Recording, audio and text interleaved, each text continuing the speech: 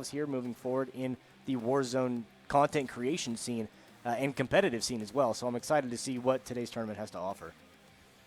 Yeah, it's tournaments like these that you get to discover up-and-coming talent. If you are just joining us, if you've never heard of these qualifiers before, here's the format right on your screen. So it is a duo tournament, 2 duos dropping in a squad game, and they get to fight for the most amount of kills. It's kind of a kill race, and if you get the most amount of kills in your game, you get to move on in our quite large bracket, but at least it's not going to be too long of a broadcast. We've narrowed it down to the top 8 best duos to be qualifying for the final tournament.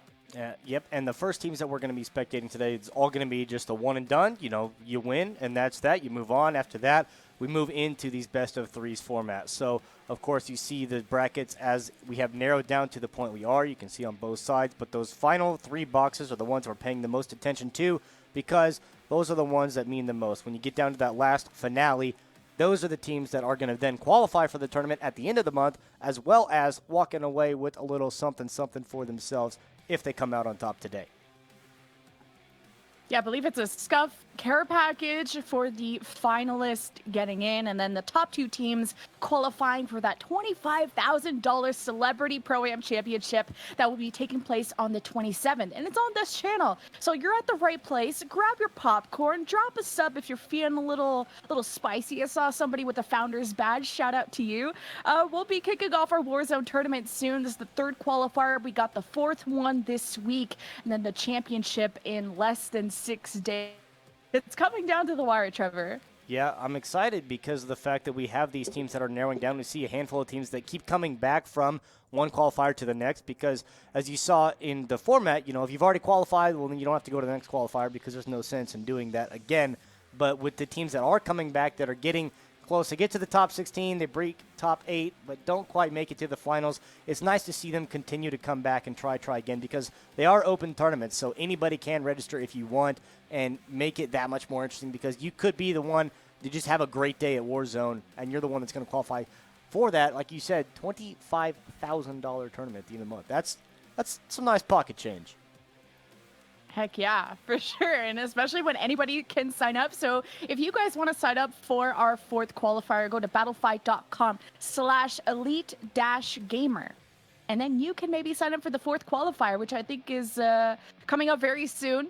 And we're going to be dropping in with the top 8 very shortly. And, you know, Trevor, we don't get to know some of these players. You know, it's a lot of upcoming talent that don't have huge followings and stuff like that. But we get to enjoy some of the team names. You know, Schmeat Pals is in the running for my favorite one so far. Yeah, I got to say I'm probably biased for Top Guns because Top Gun is probably one of my top 3 favorite films of all time. So I'm going to put my bias on that one and hope that they make a good run here into the tournament. But the team names that we get to scroll through, I mean, there's like, I don't know, 70, 75 teams that registered here for today's event. And that's probably the best source of entertainment, just reading the creativity that these players have. Never fails to entertain. Well, we're ready to drop in with our first duo of this Elite Gamer Warzone tournament. Qualifier number 3, this is the top 8, and this is single, just one game, one and done. So if you drop, go to Gulag, you mess that up, well, you're just out of the tournament. So you got to be careful. Yeah, got to be, you know, very cognizant of what is these players going to be doing, of course, because now you're in a quad format in a duo. So you're going 2v2 against the other 2 players that are in your squad, and that's it. I mean, you just cannot take any unnecessary fights. You got to be smart about the way you play. You can't just drop into an area and completely go for the hot drops. You have to be smart about the plays that you make and take tactical fights because you don't want to just immediately get down and go to the gulag. Granted, you get an extra point from the gulag because it's a free kill, assuming you do get out of it. Unlike either one of us, neither one of us would ever win our gulags, but that's something that you just don't want to burn in the first 5 minutes of your lobbies. So our first duo that we're dropping in with is Gun Squad versus Getting Lucky. So Gun Squad features Guns World plus a DJ Moss. Well, I'll go with that. And then Getting Lucky is Angel Walks and Skates. So I think I remember casting Getting Lucky with you in the last qualifier, especially I remember Angel Walks. Maybe this is a different duo or a different partner, I'm not sure. Could be a different one, but looks like at least 3 of them going to Promenade here. The 4th one kind of lagging behind. I imagine he's probably taking some pop shots in the air. Starting out with an orange box, that's pretty convenient. And a self immediately. One of the changes with the Season 6, getting a self-revive out of the boxes is huge, and just a free $4,500 that you don't have to spend now. Only getting the Magnum so far, but this is relatively safe. You know, there's going to be people around this area, but they're not really going to have a whole lot of competition immediately off the drop. But they're going to have time to at least get something going for themselves, as well as get a couple of weapons, and then be able to maneuver into a place where they're comfortable for taking engagements. So what I'm really surprised is that, remember, the two duos here are against each other. They're not. This is not a co-op game. Right. And they actually dropped in a very similar area. They're going through the same sort of buildings, and you know, maybe it's good early game to do that, right? To have the protection of, you know, you get to steal each other's kills, sure, but you get that extra protection because the other squads are 4 people and you're only 2.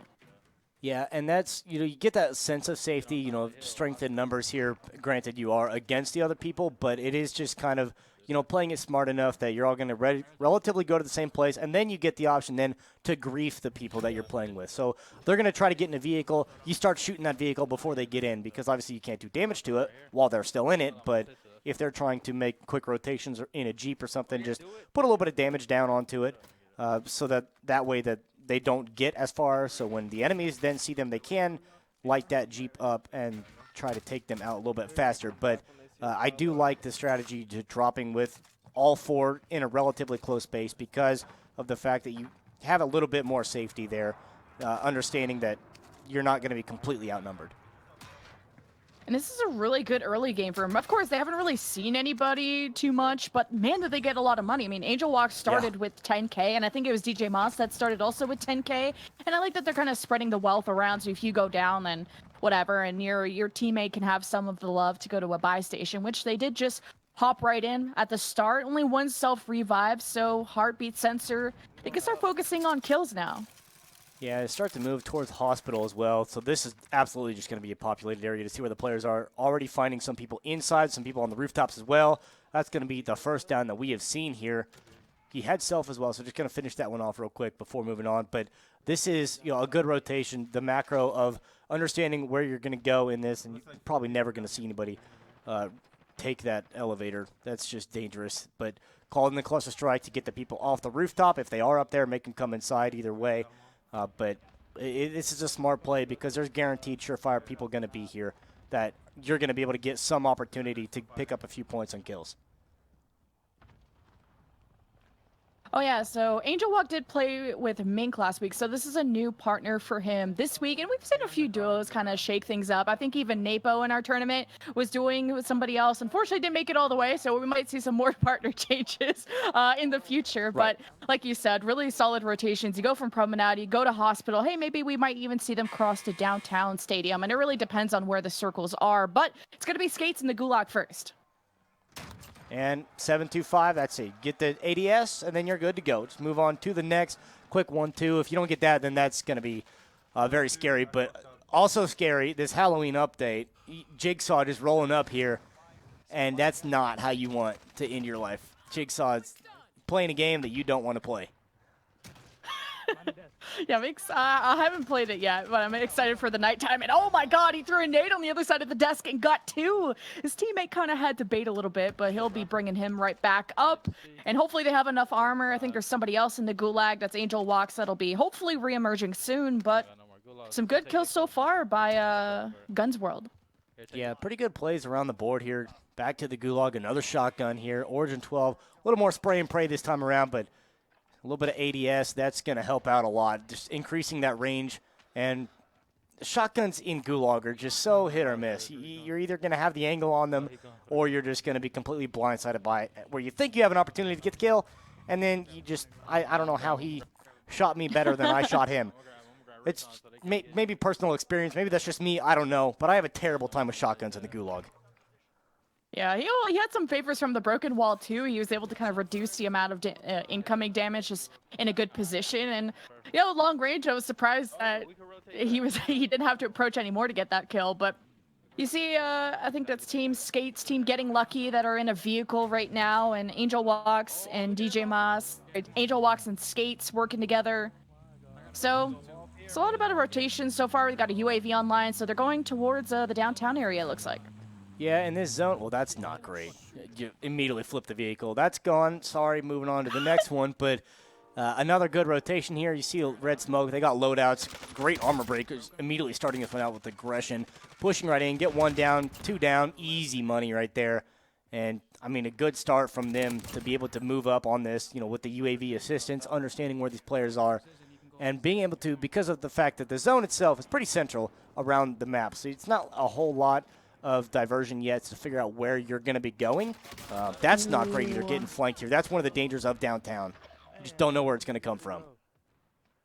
Yeah, his teammate was a little bit far behind, so I like that they were hugging the buildings that they thought, somebody was on top of the roof, because it's really hard to just look directly down and expose yourself like that.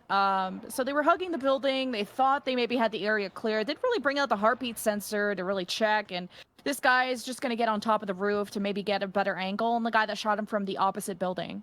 Got a ways to go. I love staircase simulators in this game. They added the ascension lines for a reason, to help you get up to the top a little bit faster, but of course the fact that you get those audio cues, and there's about a second delay between getting off the line and being able to shoot your gun. So sometimes if that line's being camped, you're just not going to have a chance to shoot back at all. All right. Kimbo pistols. Oh, boy. Oh, he hit him with it and just walked right into his bullets. So, some pretty easy gulags we've seen so far, Trevor. So, you spend the whole time running all the way up the stairs. Don't even think it's at the top, and now you're running back down the stairs. Oh, boy. This is a lot of wasted valuable time as well, especially in a kill race format, because of the fact that every second counts. We talked a little bit before the show started that you're not going to see a lot of people really going for something like if a supply chopper event happens, because you're wasting valuable time not getting any kills, not being able to pick up those opportunities to add points to your total, especially in a one-and-done format. But spending that much time running all the way to the top of the building on the stairs and then all the way back down on the stairs again is not ideal. Yeah, it looked like maybe he thought somebody was coming up the building, because the way he was just like kind of pre-aiming around some corners, maybe think he wasn't sure, but looks like we got two down. Angel Walks, Skates is removed. He doesn't have a gulag. Angel Walks has a self-revive, and he does bring himself back, and you can see that Gun Squad got a little bit too antsy. Thought they had one already. Yeah, I like this. Just make the reset, because you don't have any armor now. Just get your loadout, move on to the next. Figure out where your play is going to go. As Angel, again, pretty separated here from the rest of the pack. See what the play is going to be. Obviously, hearing somebody down there on the bottom floor, that's going to be a clean sweep. But seeing +1, +2, there's at least 2, maybe 3 down there. Got one, but he is just not in a great position. He's got the armor to at least reset for this and hold this, hold the line. But this is not great. Okay, well, he's just better. He's just built different. He's just better. He's just different. Wow. Yeah, he must have dived on top of the roof and been able to just, lay down his dead body next to some maybe cemented walls and allow himself to get the self-revive. So he's really lucky he just died in that position. And then he just ran down the staircase and took a 3-piece. Like, all right, now he's just taking a vehicle out of the dealership, and hopefully he's going to start making his way towards the safer part of the circle. Yeah, little Tokyo Drift King coming out of the store. See if he's going to move over to get his loadout as well, because you're able to use this now for cover and then continue on. The loadout's there. He's going to see both boxes there and continue to move up, but he does have the money for the buyback, so this is the smart play to be able to get his teammate here. And I'm not sure if this is actually his custom weapon or if it's just a couple that he had picked up, but looks like the play is going to be going to their loadouts to get the perks and classes that they want and be able to protect your teammate now, who's just coming back with a singular pistol, so helping out. But he dropped the 100 meters away, so he's got some ground to cover here. And a little alteration to his loadout here. Keeping the MP5, though. Not surprising. So if you guys want to sign up for a tournament like this, we have one more qualifier coming up. So this is your last chance to qualify for the Celebrity Pro-Am Championship. Go to battlefy.com/elite-gamer. And well, we have some really big faces, really big names. Of course, it's called the Celebrity Championship. Right. We have people like Seth Curry, We got Tommy, Tyler TP, Symphony, Pomage, Mighty Mouse, Legion, and others that could be confirming for this tournament. So if you guys want to make your name as a Warzone player, you qualify for this celebrity tournament, you get to maybe beat people that are super famous, and this is how maybe you get some of that clout. Yeah, a really great list of players that are going to be coming in this, as well as the celebrities. Now, you get the football players coming in between Jonathan Abrams and Kyle Van Noy, two huge names there in the NFL. Plus, everybody knows Seth Curry, half the Splash Bros. So being able just to have those, that come in the sense of, as well as you get players like Symphony and Huskers, Tommy and Aiden, and just endless entertainment and content that those guys provide, on top of the fact that you're playing against them, so you have a chance to kind of make a name for yourself. And that's really the whole point of this, is we see these players making a name for themselves as they put themselves in qualifying position to get for that tournament. So excited for that one at the end of the month. And that's going to be something you absolutely want to put a bookmark on. It's going to be well worth your time. So now they are inside the circle. So they were kind of playing on the edge of glory there for quite a long time. Oh, no. Not again. Oh, well, not when you just nosedive like that. All right, I was kind of hyping up how smart they were about this, but, we've seen a few vehicular disasters so far, and now they're on foot. Yeah, not great. A little bit of shots coming across the field here as well. Kind of hard, not a great position to be in because of that wall and the buildings in between, but a lot of damage, and that's just the difference of, being able to know your weapons, have the control. Now with the fire sale coming in as well, this is going to be very interesting. They don't have a lot of money here, so they really can't go and splurge, but they're able to at least get the self-revives. They don't have to buy anybody back. Well, now they do. Someone's got to get bought back. But, with UAVs only being about $800, they're really not sitting in the best of positions to take advantage of the fire sale, but it is nice to at least be able to have something. Guns World also just dropped to Gulag, so maybe we'll get a chance to see how he did there. But I like that also Angel Walks and Skates played behind the other duos. So the other duo kind of, Gun Squad, were able to just bait out a lot of the enemies, kind of draw gunfire towards them. Then Skates and Angel Walks were able to kind of crouch behind a hill. They were taking a lot of damage, almost went down, and now they're able to capitalize on all this intel that they gathered from the other team.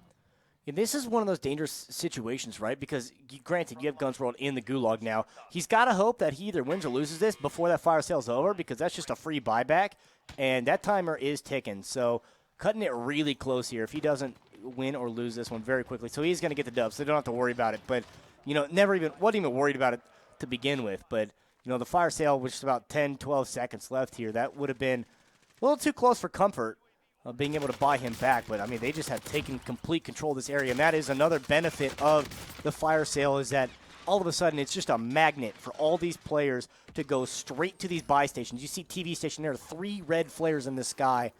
There's players that are going to be making their way towards these buy stations to take advantage of this, and it's just a place to gather as many points as you possibly can and just spoon-fed.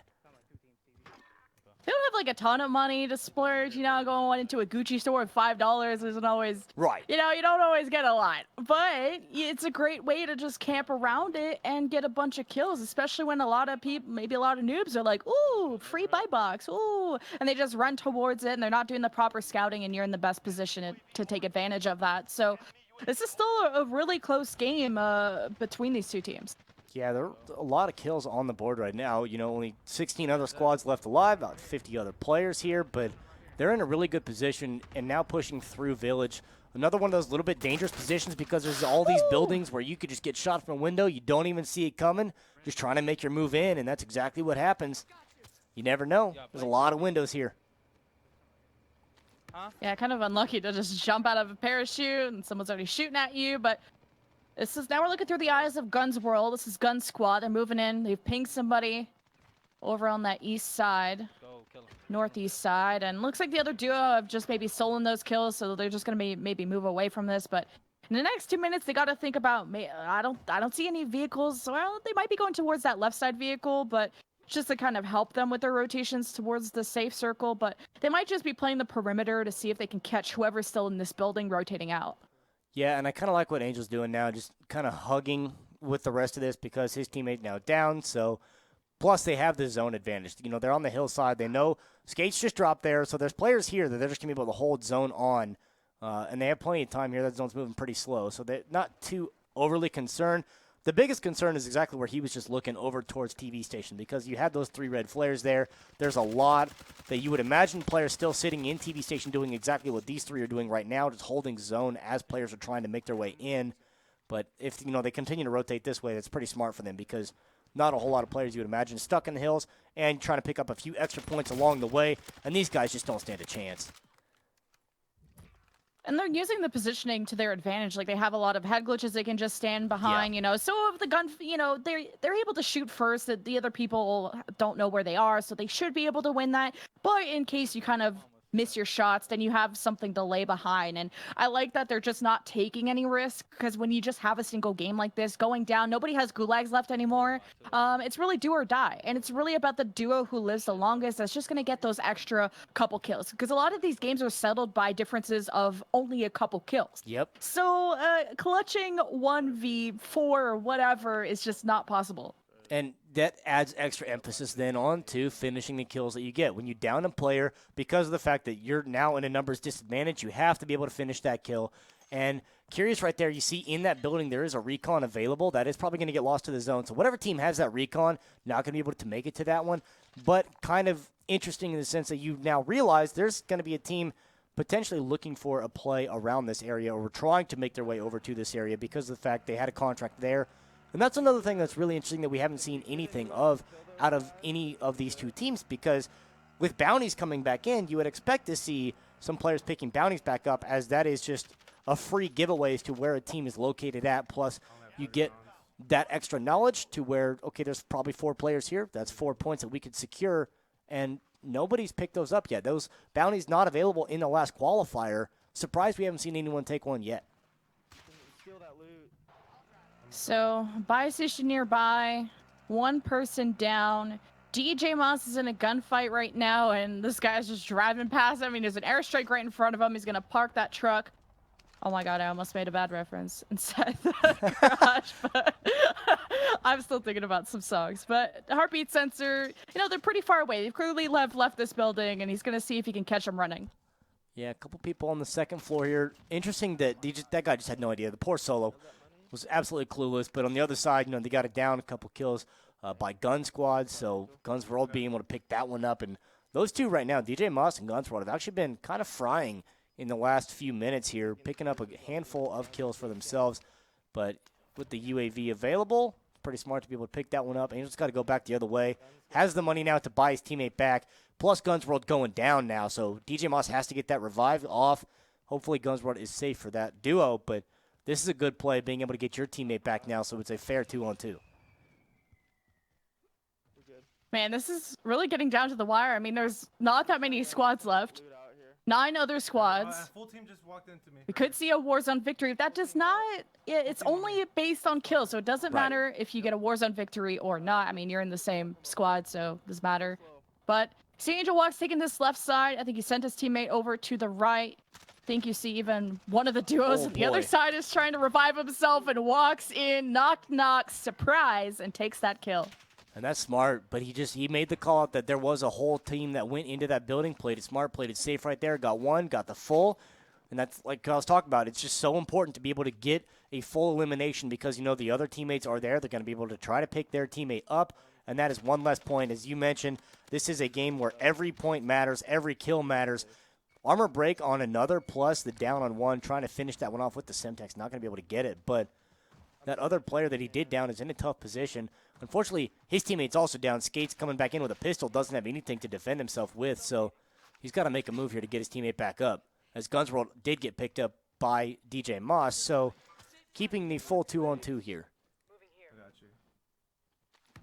Oof.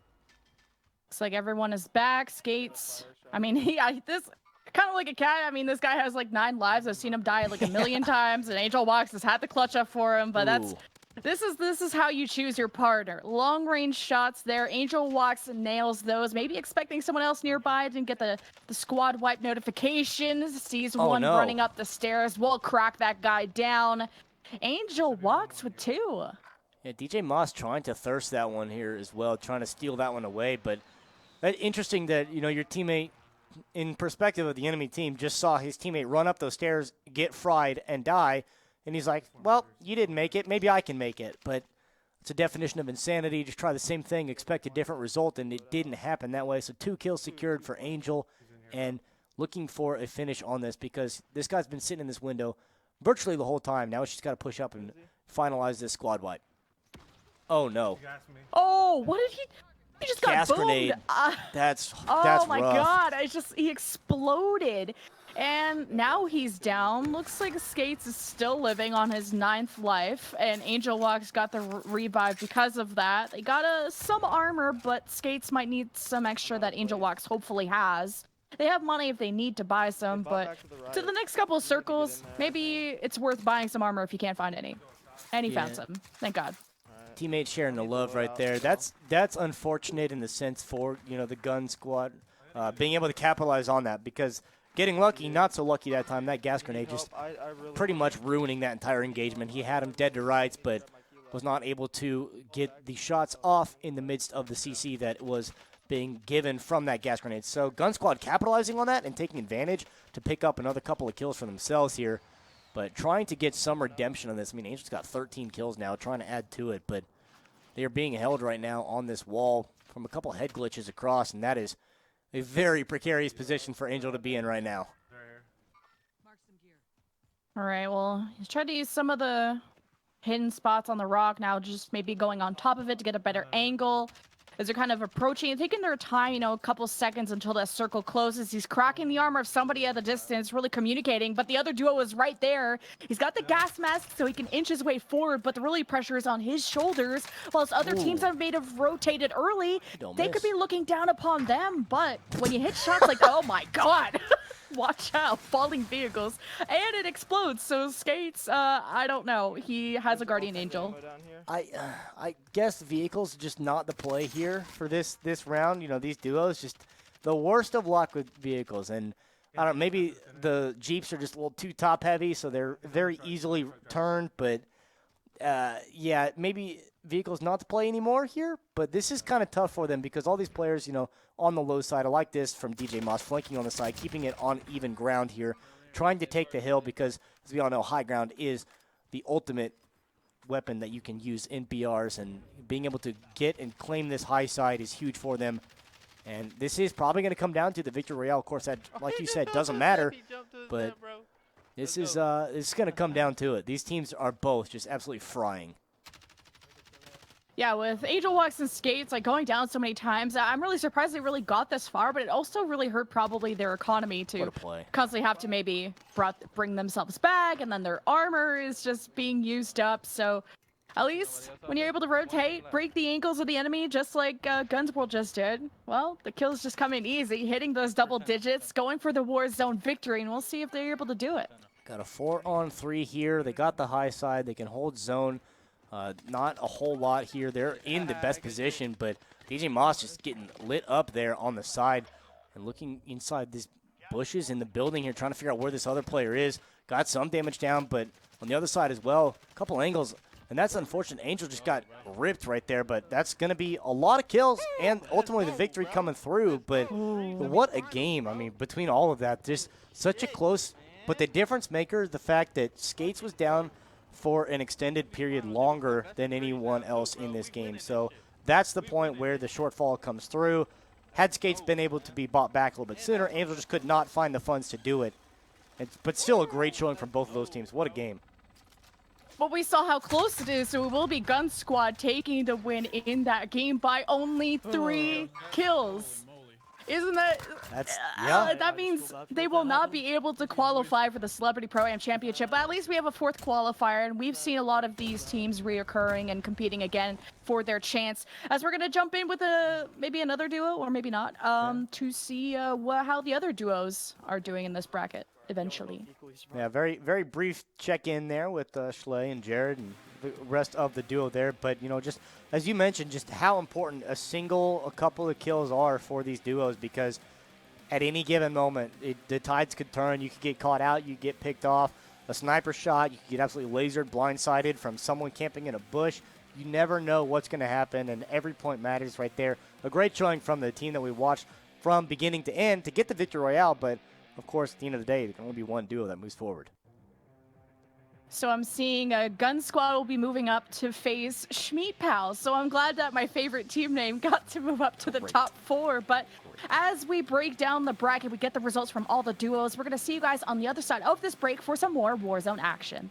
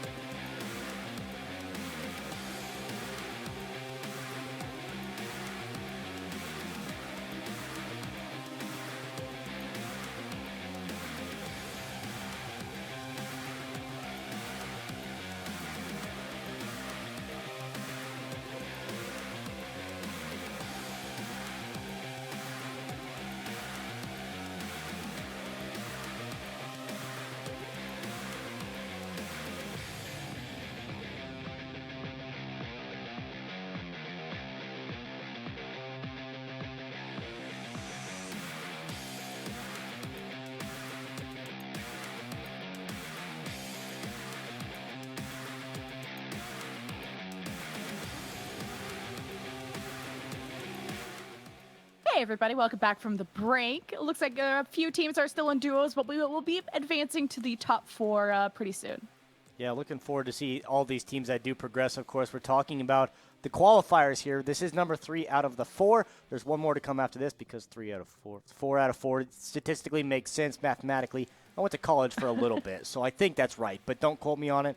But all leading up to this Pro-Am tournament at the end of the month, and there are some big names on that. You get Symphony, Huskers, TP, you got Jonathan Abrams, Kyle Van Noy, Seth Curry. I mean, you have so many players that are, big names in their respective areas, of course, the Pro and the Am, but they're all celebrities, and why would you not want the opportunity to play against some players like that?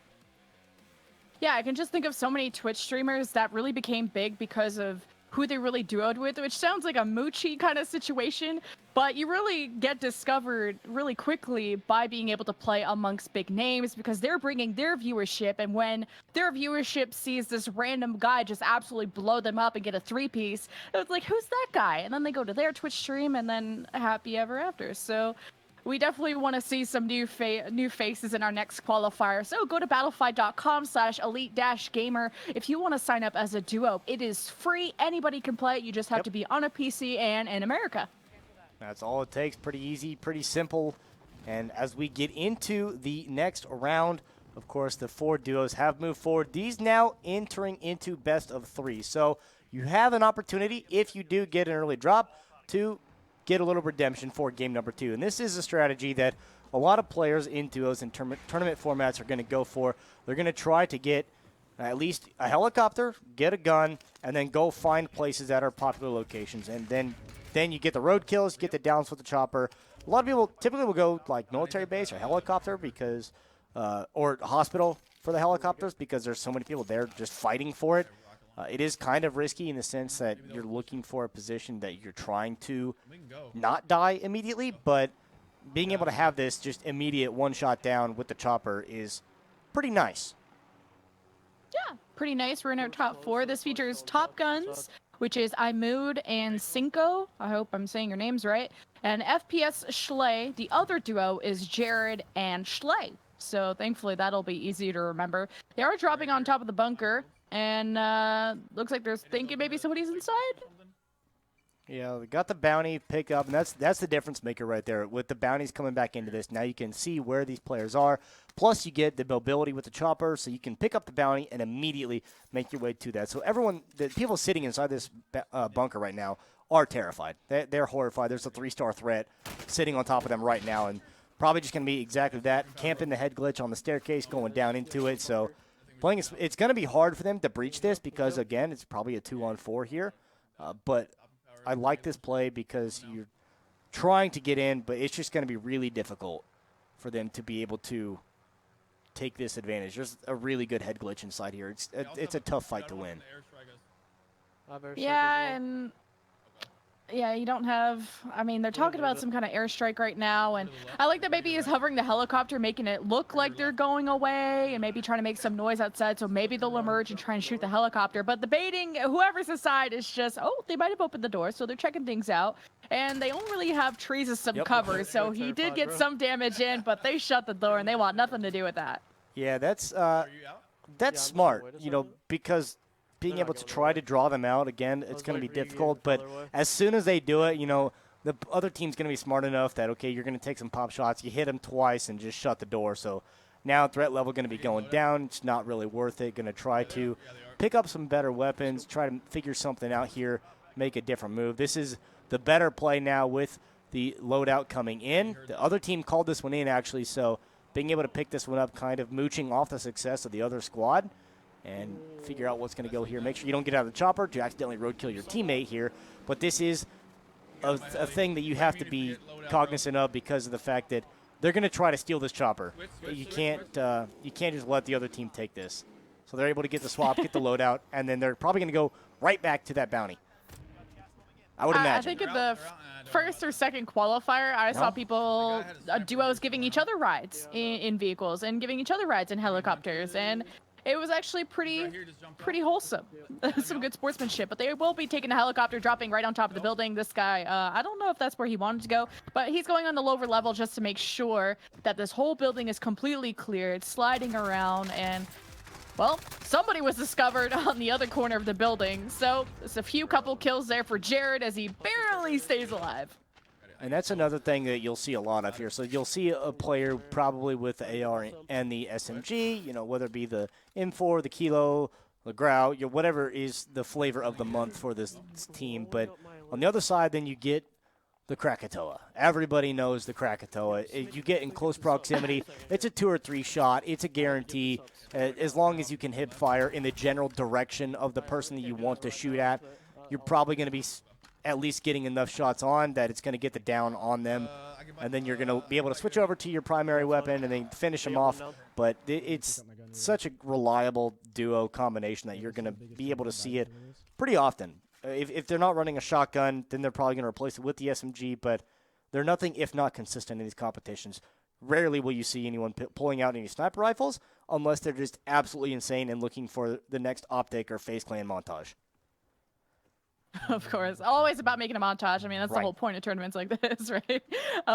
Yeah, definitely the shotgun important to be going inside these buildings, but I like that maybe picking up a sub is a little bit more versatile for a little bit more medium range stuff. But of course, the Kilo is what everyone's running for the longer range stuff. I don't think in our tournaments we've seen too many snipers. I think maybe it's just not as consistent, or maybe they just want something like a Kilo that is going to be more easier to use at longer range. Yeah, you really won't see a lot of those snipers because of the fact that you're just not trying to take those long-range engagements. Because as soon as you do, you're in a position where maybe you get it down, maybe you get a headshot, but at that point you're probably far enough away that it's just not quite worth being able to make the advance in and push on them aggressively, and then take the down because they're probably going to get revived by then. So interesting that it's just not going to be able to get what you want out of that. So keeping with the ARs, able to get that. That's just the suicide chopper. It never fails. Just when in doubt, if you can't win the firefight, just throw a chopper at him. That'll work. I'll talk about like worst case scenario becoming best case scenario. I mean, they jumped right before. They knew they were getting shot, so they jumped before the helicopter could explode. And then as they left the chopper, it just ran into some duo that was on top of the roof. The duo they were probably going after. So that, I think they laughed. They were really surprised by that, but still maybe caring about who could be on top of these buildings. Looks like they're just looting nearby, so they're not too concerned. And they're near their opposing duos, so you have just even more intel gathering going on. And that was, you know, the duo that didn't initially take the helicopter. You're picking that up. So now you're eliminating this mobility factor that this other duo had previously with the chopper. Granted, you could have used it yourself, but being able to use it to get it down as well as limit the mobility of the duo that you're facing off against. That's the other pair in your 4. But it's a smart play because it gets you a point for the down, potentially with the full kill. And it also now grounds the other team where they can't get around with the helicopters. Helicopters are a very viable resource here. And now that they're sticking together like this, making their way over to apartments, this is the point where you're just going to be trying to steal as many kills as you can from the other squad. But all these players here, they're still not getting their loadout yet. And interesting that they haven't. It's been a long time, and they just have not got enough money for their loadouts.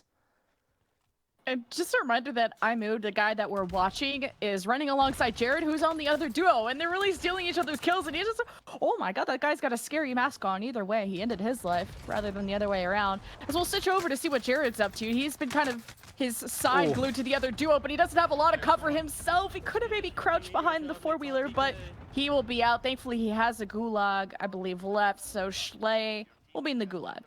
Yeah, an interesting and tough firefight here because, you know, this building, another one of those areas, there's a lot of windows, plus you got block right behind you, a lot of rooftops that you can get shot from, but here we are again, shotties in the gulag. These guys are just experienced. They just know the secrets. They know the tips and tricks here, and at that point, that's unfortunate. You thought you're out of range of the thermite. You lose an entire armor plate and a half, but you're just not able to get through there, get that elimination. They call out that he jumped. Another bounty here. Imagine they're going to get that one picked up, pick up their loadout as well. So now starting to get into this where they're going to be sitting comfortable looking for that secondary weapon to replace that knife. But you get that extra mobility, little extra faster speed running with the knife out, but Now he gets his loadout and an SMG. This is everything you could ever want. What really separates, you know, a really good Warzone player from just a noob is really the timing of when you peek certain things. So just talking about Schlee's Gulag and how he waited 2 to 3 seconds to the right side. When you know, wait that long, at least 3 seconds, and you don't see anything on the Gulag, it's time to peek at a different angle. And he was able to get a shot in, peek at a different angle, get a second shot, and that's how he got through the Gulag. So you don't want to just sit at a place and look at something for 10 seconds because then the opponent has time to rotate around and really get behind you. So really nailing down your at what times you're peaking is what makes somebody such a good Warzone player. And I'm perplexed by what's happening here. The fact that all 4 of these guys are just kind of glued to each other, and they're just feeding off each other's kills, trying to steal them off one another, trying to get the comms out, you know, with their duo.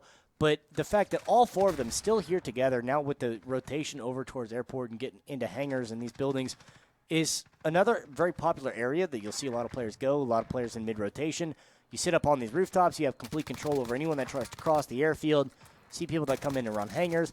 It's going to be either a buy station right here in front of you or the buy station over there at those 2 isolated buildings. But this is a lot of real estate that you can cover here, and just a great C4 over the top of the container to finish him off. And the death comms, another one of the most satisfying part of the game. It's just a bewildered what as he gets taken out.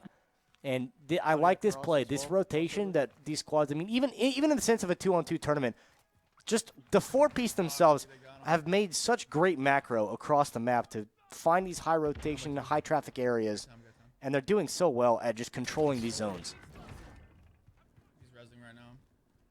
So we're going to go check out what another duo or another match is going on. So, Shmeez, I think we were told. And man, he's on a skyscraper right now. He's looking over the entire town and looking pretty good. Yeah, going to meet up again with the couple duos that we saw moving into this one, Gunsworld and DJ Moss. Both of them downed, though, and currently in a position that they're down and out. So it's just the duo here for the Shmeez pals. But this is interesting. Downtown, I hate downtown so much because it's just so many rooftops and there's just so many players that just do this. I mean, granted, these guys are safe at this point. All they have to do, I'm assuming they're still in this game because they are down in kills and trying to get more kills than what the other squad has. But obviously, they've been spotted out. Precision airstrike coming in. It's exactly the #1 way to get people off this. But Jigsaw coming in had no idea. Okay, I haven't played the Halloween update, so I was just terrified by this serial killer running down. So I'm glad you cleared that up for me. And I'm glad that I'm not going to be playing Warzone in October because I would poop myself if I had this guy running up and whatever else. Yeah, don't play night mode then because it's even worse. They get, oh my god, there's jump scares in the boxes now where you just, for no reason. Yeah, that's rough. That sucks. That's rough, buddy. I got to give a huge commendation, though, to Call of Duty, being able to get the licensing and stuff, because this crossover for the Halloween event is some of the coolest stuff that I have seen pretty much any game do ever. And I love the update. I really wish they had a night mode for Verdansk across all of their playlists, across solos, duos, trios, and quads. Unfortunately, just the trick or trios. And then you get the zombie mode as well. What Call of Duty's doing right now is so good and really adding to the value of what this game is. I wish that they just had night mode across the board. At least we got a Gulag, and Jared's already being aggressive. Akimbo pistols again. Peek to the right, 1 second. Peek down mid, so he's got to be left. Oh, no. In the tacticals, but he has to dodge him himself. He goes forward, and now he just can't see anything. Thankfully, the other guy didn't push him. He finds him in a corner. The other guy, it looked like he had him on lock, but Jared will be getting out of the Gulag. That's a heart-stopping moment as well. When you throw the flashbang, you get the hit marker. But the other guy throws his grenade at you, and your grenade throw bounces off the wall right in front of you. So now you're stuck between a rock and a hard place. You take the damage from his grenade or your grenade because you're going to get damaged by one of the two. You just got to pick which one and try to run past his. Got a little bit of damage, then the flashbang, but smart enough just to push forward. The double deagles. It only takes a couple shots. You're going to get that kill secured. And that guy, for whatever reason, just crouching in the corner. So a good win in the Gulag to come back and make things that much more interesting because we saw what these guys could do in the last round. And this already 13 other squads here shaping up to be another one that's going to be going for that victory royale. See Schley just lone wolfing this one. He's just like on a hill, nowhere near the safe circle. there's a buy station, but has seen somebody through the woods. There's a little bit of damage in the armor, doesn't get a full crack. So he's looking to just maybe find somewhere to take a good gunfight. Now that he's revealed his position, shots going his way, peeks his way around the right side, and getting some damage in, but really wants to do more. And he's hidden behind the tree, and Schley just can't get this one done, and finally gets it. Yeah, a couple more shots. But you know that there's probably one or two others over here on the hill. Got to play it safe because of the fact, like you said, he is the lone wolf in this situation. Kind of a little bait him out, get the teammate down. Now you see the glint of the scope here. But able to get them both, too, so that's huge. Being able to get a freebie right there for a two-piece. And he didn't even get hit once, so that's as free as it's ever going to get. I really thought I had a munitions box. Yeah, Schley's at 9 kills, so we'll be sort of keeping track of how the duos are against each other. But even in our first series we casted, it was a difference of 3 kills. So we don't really want to call who's at an advantage and who's really up until the game is done. Because even if you are ahead, even by 5, maybe even by 10 kills, depending on the lobby size, the other duo can come back if you both drop. And also jailbreaks, if hallelujah, if a jailbreak were to happen, it doesn't count. So if you're out, you get revived by a jailbreak, you're still out. Yeah, an interesting aspect because it came up last week where there was a situation where a jailbreak came through. Team thought they could play it out, but just set up there. Unfortunate for them, but everything else free game. You get supply choppers, but that's one of the things we talked about earlier, like with the recons or trying to get something like that. It's just too much valuable time wasted because it takes a while to take out these supply choppers. Granted, you do get the loot from it, but it takes so long of a time commitment. It's just not worth it at the end unless you're able to capitalize on the fact that somebody else took one down. All you got to do is move in and take it from them. But beyond that, you're probably not going to see a lot of interaction with these special events here aside from the fire sale because I still think fire sales are the best ones in these games. Oh yeah, you got supply drops everywhere. And you can see that maybe iMood is just on this building to see if you can see anybody cross towards, or maybe just shoot at those helicopters. But he's not really getting any good intel. Maybe you'd want to invest into a UAV. He could have the money to go and do that. And meanwhile, you have Jared and Schley who are in the vehicle, getting things done. And they're able to move faster, move around the map more, and maybe even gather up more kills and more intel than what sort of iMood is doing right now. Yeah, a lot of real estate between them and the other duo as well. So they're just moving around the map, just trying to, like you said, get business taken care of. And as they're making their move here now, on the other side, they're doing this same thing. Pick up the four-wheeler, make their move over towards red because another very popular location. Someone top red, guaranteed. Someone top of the building right adjacent to it as well. There's a whole squad of 4 in there, none of them with Ghost in that building. So trying to get the high ground above that team over there is smart play, but again, as we mentioned, you really got to be careful in the sense of taking these firefights knowing you are outnumbered. They went up that ladder with a lot of confidence. Usually you see a lot of C4s drop there, but they must know that nobody was on top of this building. This was just to take a better gunfight against the duo or the squad in the opposite building, and getting the one, sure, you take those, but where did that explosive come from? They must have dropped inside the building. The heartbeat sensor will reveal they're right above them, drops right down like an angel. Takes that kill for free. Now, where is the rest of the team? Yeah, got to find where the rest of them are. Probably imagine on the ground level, trying to flush them out, or on the other side of this building. So looking for the angles that they're trying to take. You see on the other side, Jared did go down and out, so looking for the redeploy on that side. But at this point, they've taken control of this rooftop here. Now watching to see where the rest of this goes because they're able to pretty much keep an eye over everything. They are the eagle eye in the sky. They have the buy zone right in front of them as well. Imagine that someone could try to go there. If not, they do. They have a lot of money as well. So like you said, buy these UAVs, get the self-revives, get whatever airstrikes that they could possibly want. This is just a very optimal situation for them. And there's a lot of red dots on the map that they're looking for. And this ascension line right here going straight up, I imagine that's probably the route they're going to take and try to challenge these guys top of the airport. Also, I see a red skull, and I'm pretty sure that is Jared from Team FPS Schley. So that's Schley that's going to have to hold his own, and he has to just be so careful. He has a self-revive, so maybe if you can try and take fights on top of buildings, so if you do go down, you should be able to get that self-revive off. We've seen it from them before. But that just means that, Team Top Guns are just going to be in a way better position. They have more people to be gathering kills. They're going towards a bunch of red dots. So now we're watching through Schley to see how he's going to be able to clutch this up. Yeah, and they have the airstrike as well, so being able to flush out any of these guys that are sitting on top of rooftops, very interesting, able to get his teammate back as well. So that is good in the sense that, now you're at the full force of the duo, but got to find some weapons, got to find something here for your squad mate because of the fact that only come back with the pistol. He's got to get something here, but they got to clear out this area because, granted, you want your teammates to come down to where you are and be able to pick up some of this loot from the other teammates that did get taken out that were in this, but it looks like they've got a pretty good sweep here of this. There's a most wanted that is hovering on rooftop, it looks like, of airport. So surprised, honestly, that no one's actually challenging that. That's a free point. It's on the map. He's not going anywhere. Yeah.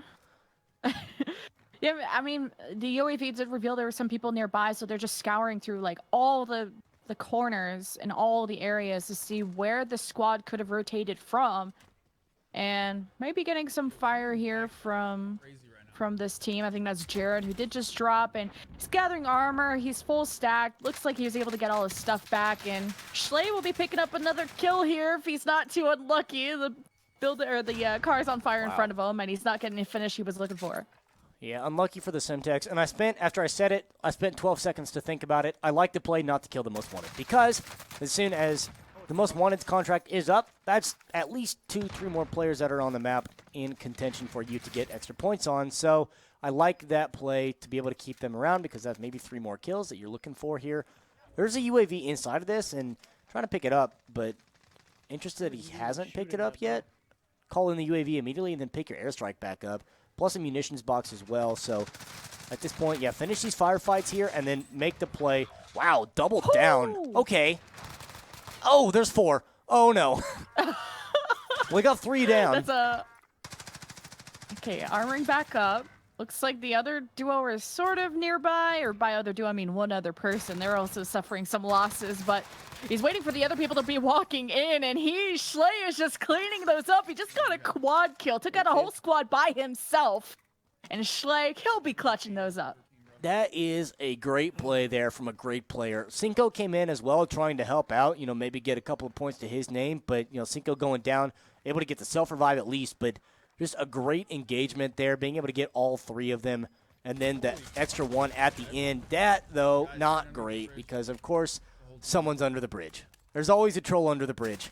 I think that his calling card was probably, like, his reaction to dying there, and Jared will be out for the moment, but it's okay. Schley, he kills those, and, maybe Jared's just bait, So I'm one of those players that I just play too far forward, and I just play in the faces just so my team can clean those up. I do a little bit of damage, and then I cost. But I'm sure Jared is way better at this game than I am. So Schley will have to just be so careful. He has the money to go redeploy, but not sure the buy station is too close. Yeah. Oh, it is. There it is. Right I can squint. And then there's the one that's under the bridge. But the one under the bridge obviously occupied because understanding, and that is an interesting sight to see with just that much fire coming out of a shotgun. But now looking to fight this team that is under the bridge, and this is an interesting fight now. They got the high ground. They got these head glitches with the barricades. Granted, he does as well with the rock, but, you don't ever try to fight on the high side. If Star Wars taught us anything, you don't fight someone that has a high ground. That's the YOLO run right there. When you go like to the left, to the right, you're sliding, you're just hoping for the best. That's the YOLO run, and that YOLO C4, but he still gets the jump on him, and he still gets the team wipe. Again, Schley, he slays. That's why he names himself that. Buy station right there, but he's got to get to it. Got the money as well. He's got everything he could need for this one. Get the teammate back, immediately dropping down and then going straight for the loadout drop. Brave, but just not quite getting there. Immediately got shot out. This is going to be another one of those tough zones because you can imagine there's going to be people on the hillside. You can imagine there's going to be people up here on the north. And I think there's a building that is pretty close in the buildings. The sniper's coming out now as well. You can hear those shots, but it's one of those interesting now situations where I don't blame you here for taking a sniper rifle because it's a pretty open area. You really want to keep some distance between you and anyone else because there's really not a lot of cover. And if you're able to get the first shot off, get your shot to connect before the other guys, then you stand a lot better chance. This is going to be one of those long-range engagements. And having a rifle just makes it that much better because you don't want to be in a situation now where you have those SMGs. Granted, great in mid-range. This isn't a mid-range map anymore. Yeah, and I think Cinco was able to bring back Imud, so everyone is sort of back. Only a couple kills. I mean, 20 kills is Schley. I mean, he Wow. might have just won really one FPS Schley, the team it is. Might have just won them the game. I mean, I don't see anybody else in this lobby, I mean, in this squad, that has that many kills. We'll have to see how the numbers tally up, but it's the last couple circles.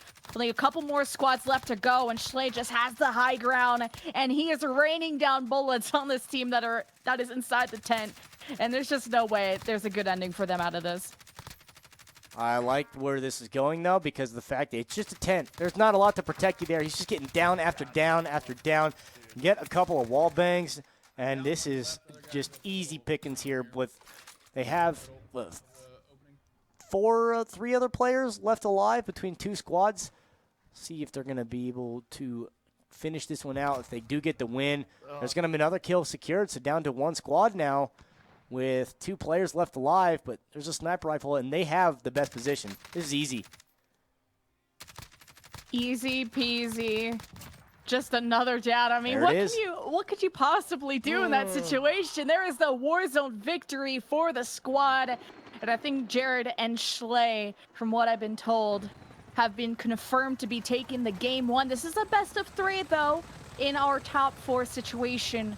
But that means they're on series points. So FPS Schley, one more game win, and they could be going on to the grand finals.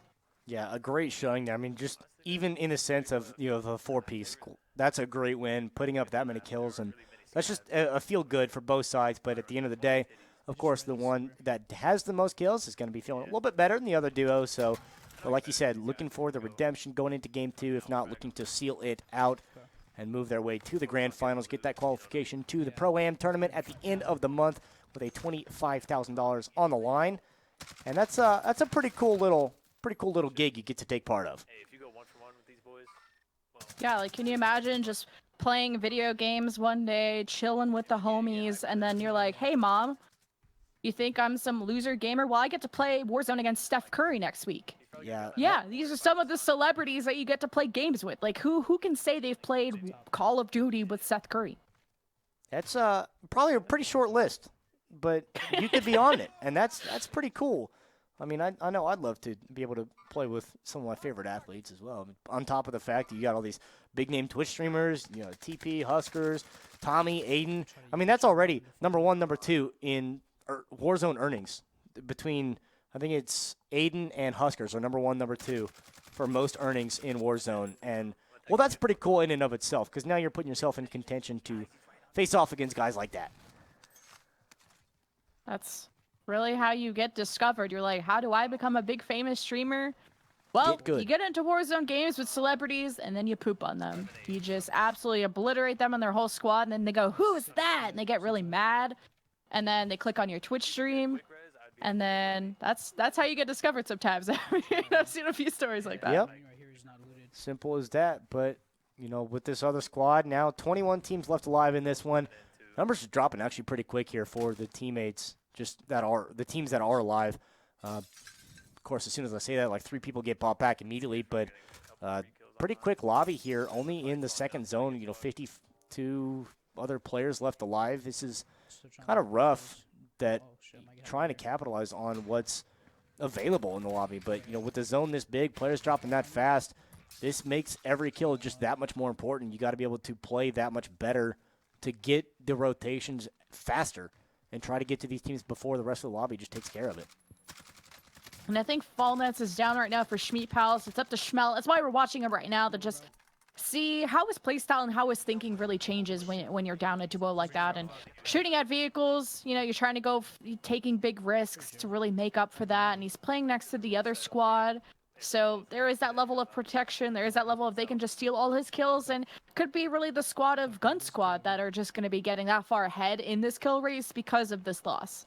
Now here's the asterisk on the jailbreak. Because of the fact that, granted, one of the teammates is dead, the other one's alive. So even if the jailbreak were to not go through, he still has enough money to buy his teammate back anyways.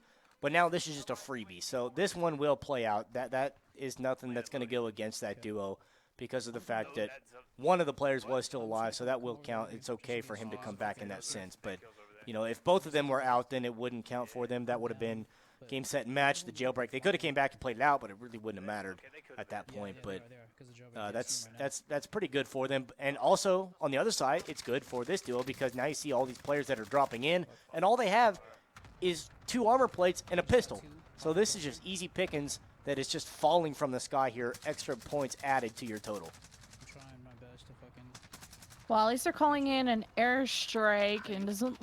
At least I can't tell. The kill feed was kind of covered there, but looks like all success stories so far. Everyone's got self revives. Everyone's got money.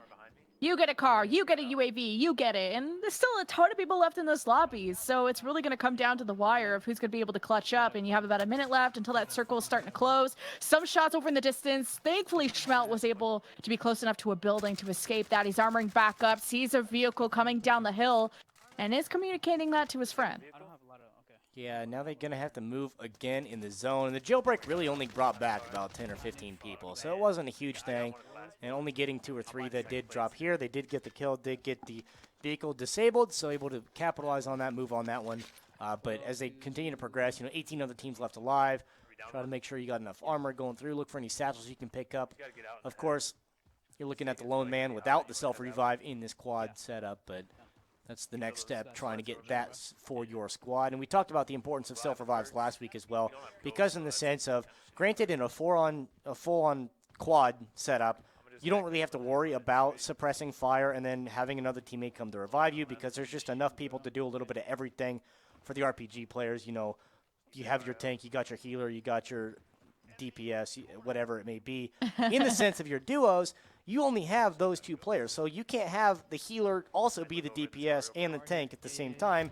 So you have to be able to have the self-revive so that you can rely on your teammate to put some suppressing fire down, let you get your self-revive off. If not, just as what the players call it, tapping. So you utilize most of the self-revive, and then as soon as you get almost all the way full, your teammate will pick you up so you still have the self-revive on the back end of it, and then you're able to continue the firefight. So self-revive, just such a huge asset in a tournament setting like this. No, don't trip, bro. Yeah, and you brought up like the tanks, DPS, supports. It kind of felt like Gun Squad were tanking a little bit, right? They were the duo that were running up ahead, at least, 50 meters, and then Shmi Pals were kind of right behind.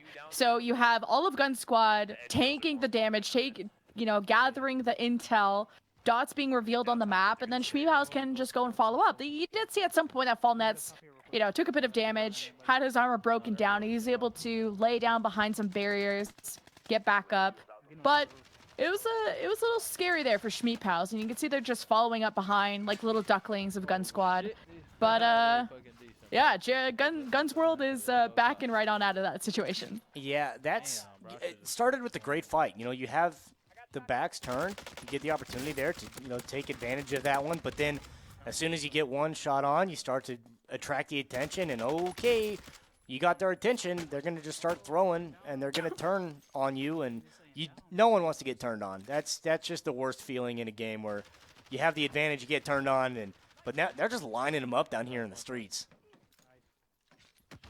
Guns World, yeah, this is his streets. He knows exactly how to play this one out. Gets another elimination. I think that's his 4th one just going down the street. Does not care.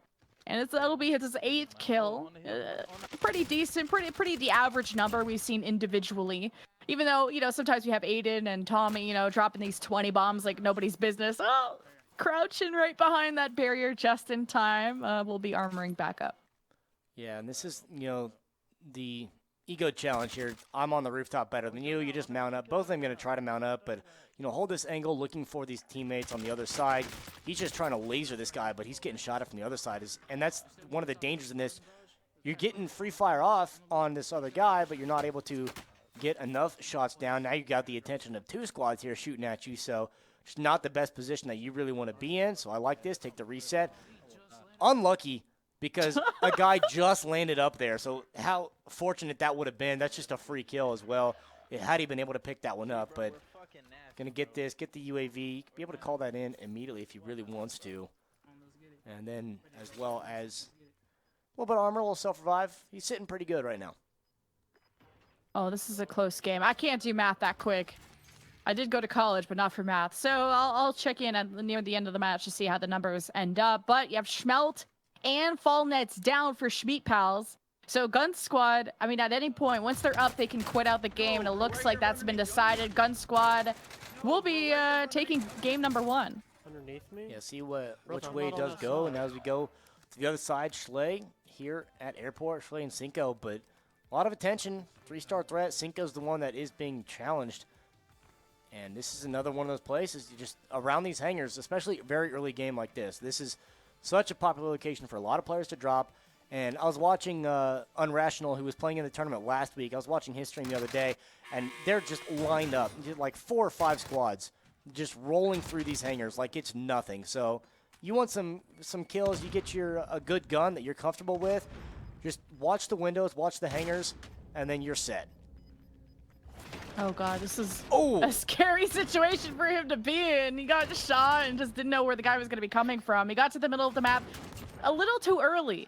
And the issue with that is you have way more angles to cover when you're not against a wall. So Jared will not be getting out of the gulag, and we'll see how Schley does. Luckiest That's SKS very shots. unlucky in the sense of where they're at because of the fact of, as I said with shotguns in general, you just aim in the general direction of the person you want to shoot at. You're feeling a lot better about yourself. You have a good opportunity there to get the kill. So the other guy just aimed in the general direction a little bit faster. All right, Schley, more of the patient, crouching tiger thinking guy, but he got some intel. He knows that the other guy is camping just as hard as he is, and he's got the broken wall, some cover. I think that was a Molotov thrown at him. Either way, he is not looking so good. The other guy barely has an HP left. Schley waits for his health to regen. Getting on the flag will secure the one area. so He smart. jumps right into the fire, and Schley is so smart about it. That's a 200 IQ, just knowing, you just know what the other guy's going to do before he even does it. And throwing the Molotov down there, that's a zoning tool, the zoning AoE effect that he's going to be able to just make sure there's a little extra damage, because at that point both of them had, regained all the health that they lost from the initial shots, but being able to come back in this now, looking to see where they're going to drop here. Of course, Jared has to get bought back for Schley, so looking to see if they're going to be able to get this, but this is a point where you have to kind of play this smart, pick up exactly this, get this contract, get as much money as you can, because it's surefire to give you at least some weapons. Hopefully the loot is nice to you, and then you're going to get some money out of it as well to try to buy back your teammate. Yeah, that streamer loot. All the luck in the world, and That's pretty good. That's a good pretty start. good luck. And then you pick up an LMG just to light up the helicopter, which is already one shot. Disable that. Yeah, the guy's going to jump out of it. You have an opportunity now just to challenge this if you really want to, but guy did buy somebody back here. What's happening? Still, it's kind of a lone wolf game. Oh, no. Oh, Till no. he can get Jared back, but he just landed on walked the up in fucking the roof. wrong I neighborhood. thought he landed Had first no shot. idea. This guy just parachuted Wow. there and did not see him. We talked about luck, and that's what we call unlucky. That's big unlucky, because he thought that he had dropped, and I thought he did too. I thought he dropped on the floor level, but he had actually gone up on the rooftop, and as soon as you see just Jigsaw poke his head up over the side, oh, surprise, he also has a gun. And there's just nothing you can do about that one. And it's just the worst of luck there. Just try to play it safe enough that you can get your teammate back, but in that sense, just unlucky in every aspect of what just happened there. But the other side, you see Cinco and Unmood here, and that guy just AFK up there on top of the building. Just didn't even realize he was getting shot. Lost a couple plates for free, but see what the challenge is going to be. Yeah, also I think Schley got at least 5 kills before that squad went down. So this duo, the game's not ending because they still have to catch up a couple kills. I think they have a total of 2, and then I want to say the other duo had either 6 or 7. So very, very doable with a lobby of this size, but also the bigger the lobby is, the more people there are to shoot at you, and the more people there are to just walk up on you, parachute on top of a building, and kill you, just like we saw. So far, so good. I would expect that Imud and Cinco will get this done. And that's a good play. Again, just talking about the importance of getting the full kill on someone that you down, because every point matters. Every single one is just that much more important to continue to add to your total here. You saw him pull out the heartbeat. He had 3 dots on, one of which was close up beyond that building. So now there is actually somebody that is either in this building or on top of the roof that is just waiting for them. But let's see what the play is going to be. Probably go to the other side, kind of split the gap here, but someone else on ground level outside. So things getting a little bit dicey here. There's a pretty high population around them that they have to be smart to take the right fight, especially when they don't have the roof control anymore. And this is the smart play. Yeah, just, you know, your walking simulator, at least this one is not as tall. I think your legs are worked out. Got a supply box, so you know this building hasn't been really touched, and it's just the perfect position to take down the guy in the other building. So he wants to maybe get up there to take whatever loot he does have left. Good source of money, is killing other players. And then eventually, in about a minute or so, he'll have to leave this area to go towards the safe circle. Yeah, and I like this as well. Be able to get the down, able to get the full kill, just push up there. Because of the fact that you don't have the roof control anymore, unfortunately, you still don't have building control. You have to be aware of that because he knew that there was an extra player somewhere in the mix, and just unfortunately didn't hear the guy come up on him, didn't hear him coming up the ladder. Couldn't tell on the kill cam if he had dead silence on or not, but that's just unlucky. This is but tied. A good play either way, and yeah, like you said, tied. So in the sense of every kill matters. 6-6. Wait, that guy just died. But he's He's got gulag Oh, though. Gulag. Okay, Cinco has Gulag. Okay. Whew, I was going to say, well, I didn't read the rules about tie games, guys. But, Yeah, so it all so comes if he down gets to out of this. the Gulag, yeah. So if this is a do or die situation here for Cinco, they literally will win this round if he gets this because that's a +1, and after that, it's all said and done. But what a great example of just every kill is so important, and it comes down to Gulag. It's like a Model 870 in the background. Yeah, there's one. Get the Two, second one, three. and Yes, let's go, Cinco! oh, We just qualified yes, for Cinco, $25,000. man. Sometimes you get lucky and you get these absolute bots in Gulag that don't even shoot back. We love to see those, especially when your tournament lives were kind of on the line. So, I think with that win, I think it makes them tied in the series. We'll have to double check. Yeah, see what the actual game count is there, but obviously very excited for what Cinco just did, able to get them that victory just by the one.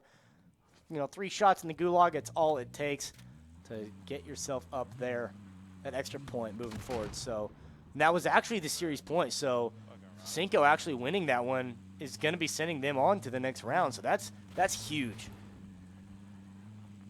Wow, so congratulations to Top Guns going to the grand finals. This also means they qualify for the Celebrity Pro-Am Championship $25,000 tournament on the 27th of this month. Only a few days away, and they're pretty warmed up. You'd rather not have it come down to a Gulag win, but Right. you still take those. So we're gonna see how this other semifinal match is wrapping up. You take a win in any shape that you can get it. Of course, you see here all 4 left alive on this one. Pretty early on in the lobby, both of them in vehicles making their way downtown. Not actually going downtown, they're actually going towards the airport. But for commentary's sake, making their way over here. There's a squad here in around this buy station, which is another one at this position and maintenance that is very popular that players go to a lot. One of those kind of early rotations, just try to get over there as soon as you possibly can. But a lot of shots going down. Jeep is in the garage, which is technically where it belongs, I guess. You're not wrong for parking it there. Not ideal. Okay, cracks the armor, but I love Hail these. Mary thermite. Yeah, I was like, wait, what did he just throw? But Okay. he's over it. Somebody else probably picked up the kill for him. Pinging someone around some of these. Oh, on the other side of the fence, cleans that one up, and both duos playing really close to each other, it looks like. Yeah, that guy just bolted there and able to get that kill. But yeah, at that point, you saw, just following up. The other side looks like they're over at Superstore here. See what the play is going to be, making their way over towards hangars. Of course, you're going to expect people to be in hangars, as I mentioned. Of course, popular area, high population, high traffic, especially mid-game rotations to see if they can get these buy stations. But players going down across the map. 2 of them in the Gulag now, 3 of them down, 3 in the Gulag. Oh my god. It's just down to DJ Mas. What do you, they got hit by a nuke? How'd they all just die at the same time? They must have just got completely surrounded by some kind of gun squad unit. But DJ Moss not looking so hot either. He's about to get Thanos snapped out of this one. He's thankfully taking the smarter route of just leaving, get on git, armoring back up, getting on top of the building, having better angles, and we're going to see how Guns World, he's up first for his Gulag.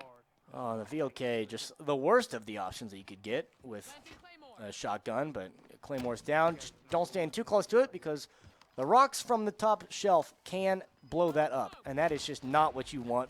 But so can the other guy. The other guy can run in front of it and blow it up, and that'll help.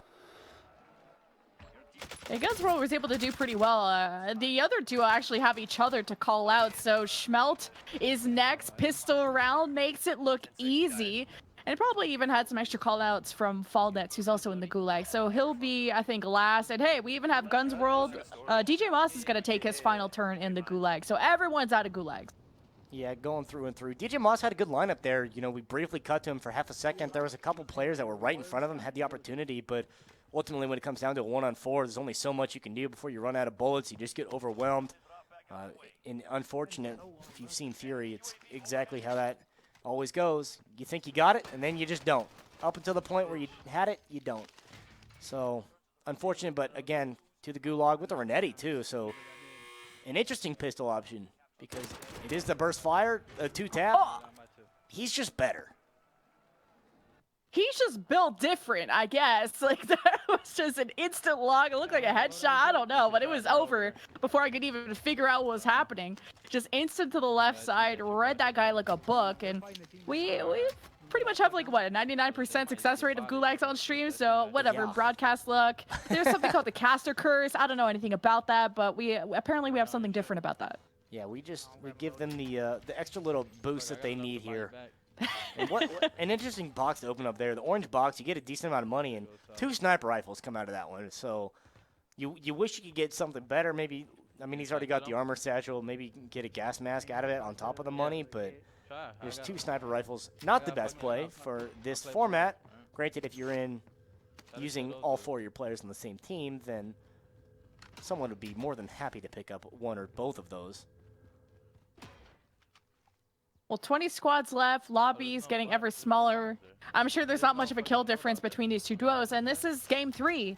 So the winner of this goes to the grand finals, qualifies himself for the Celebrity Pro-Am Championship, goes up against Gun Squad on the other side, or I think it's, there's Gun Squad, then there's Top Guns. That would be funny to have Gun Squad versus Top Guns. So anyway, they're in Superstore right now, and random thermites being thrown around. Yeah, just trying to push each other off because another one of those areas that's just, you know, get through and pick up whatever's left over from the early game drops the people didn't want, just left it behind. See if you can get any more tacticals, any more lethals as well. But you know, with the players starting to get their loadouts, this is just another area where you have the high ground. You're able to pick up a few shots if you have a sniper rifle. So smart of them to make this move over here. All he's got is the Uzi, but 3 dots on that heartbeat makes things kind of interesting. The guy tried to make it to the ladder, so you know that they're going to be down there waiting. And, yep, there they are. Oh, he gets the down.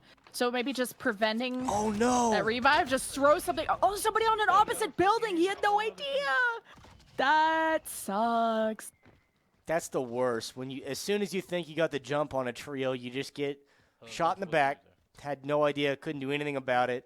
Fortunately, buyback coming through almost immediately, so It's all good, it's all good. Let's go. back to full force. The You 4 couldn't coming finish down. him, DJ like, Moss what? coming back here, but see what their next play is going to be because there's a loadout available over there, but kind of separated here from your teammate. I'm about to come get my ghost. See I what the need that. play is. Yeah, I'm hitting loadout again. Yeah, so the call out coming in. He's going to hit loadouts. Now his gun's going to move over there to try to at least give him a little bit of cover, a little bit of protection, make sure that he's safe, and then see what their firefight's going to be. See if they engage this on Superstore, actually. I'd be interested to see if they do bro, push this that. is good.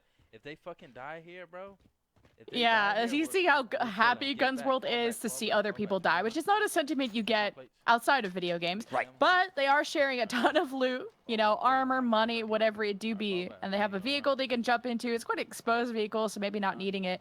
But look, they have all the armor. Maybe not Guns World has money, but they have everything they need but kills. I mean, Guns World only has 3, and this lobby's not too big anymore. So they really just got to be gathering intel and going for more kills because I'm starting to get worried that Schmeat Pals might be edging them out. Yeah, and I like what you see a lot of people do. So you'll see a lot of popular streamers when they're actually going and they're playing in full fours, they'll actually run overkill. So they have both their kilo MP5, sniper rifle, kilo, whatever combination that they want. They get both their primaries off the bat. This time around, because you're in a duo format, typically you find the players separated as they are now, the 2x2 duos across the map.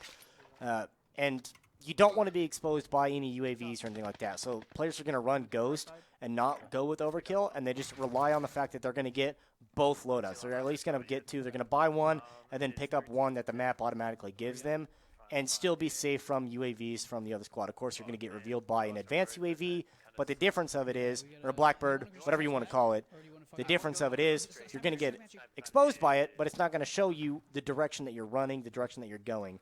So using Ghost, pretty smart in this format because of the fact you just don't want to get caught out when you are in a 2-on-4 situation. And you see Schmeepals, they're in a pretty isolated area. They're on Riverside, very, very north of the map, and they're playing on the edge of the circle, and they just keep going on north. And looks like they were pinging someone on this mountainside, so somebody has to be around here. And there's just not a ton of cover. There's really only trees, so it's really a big risk to just be running up. You're going to slide and hope you can try and dodge it, but if he gets caught out by a squad, I mean, this could look bad, but just finding that solo player does get the down, maybe just scouting out before getting the elimination to see if someone else was nearby, and there is the other person, so we got to see Schmelt help him out. That's unlucky. You get the team wipe, but just half a second too late. They were both scanning this hilltop. They knew there was at least one up here because they saw the glint of the sniper scope while they're still down there in the buildings.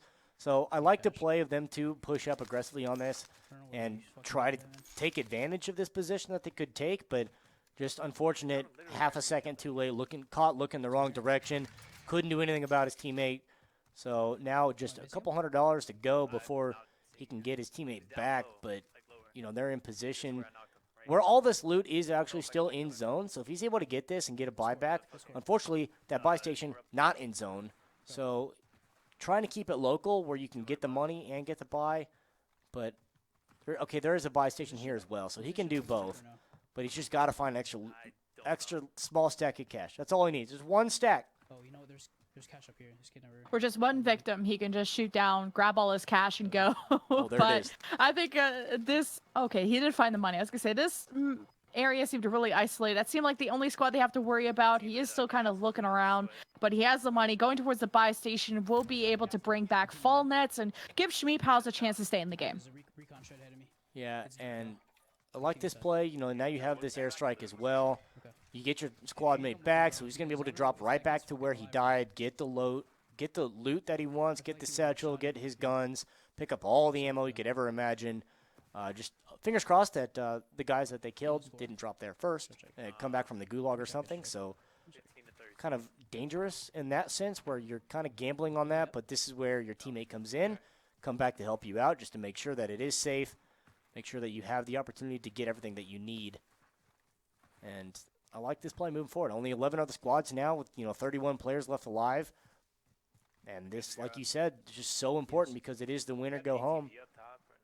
Nah, it's too far. It's in circle already. And they have some loot. Like, they have some leftover armor on this hill, and I'm a little bit worried they might not find other squads this far up into the map. And they must just be really comfortable with their kill count of just being able to chill out and wait towards the end game and see how the circles end up panning out. But we're going to be able to go check with the other squad of Guns World and DJ Moss, and they're over in airports or much more in the middle of the map, and they can go anywhere from Superstore to going towards TV station. They're just in a more populated, more popular areas, so they might be in more engagements, which is also a good thing or a bad thing they could drop earlier.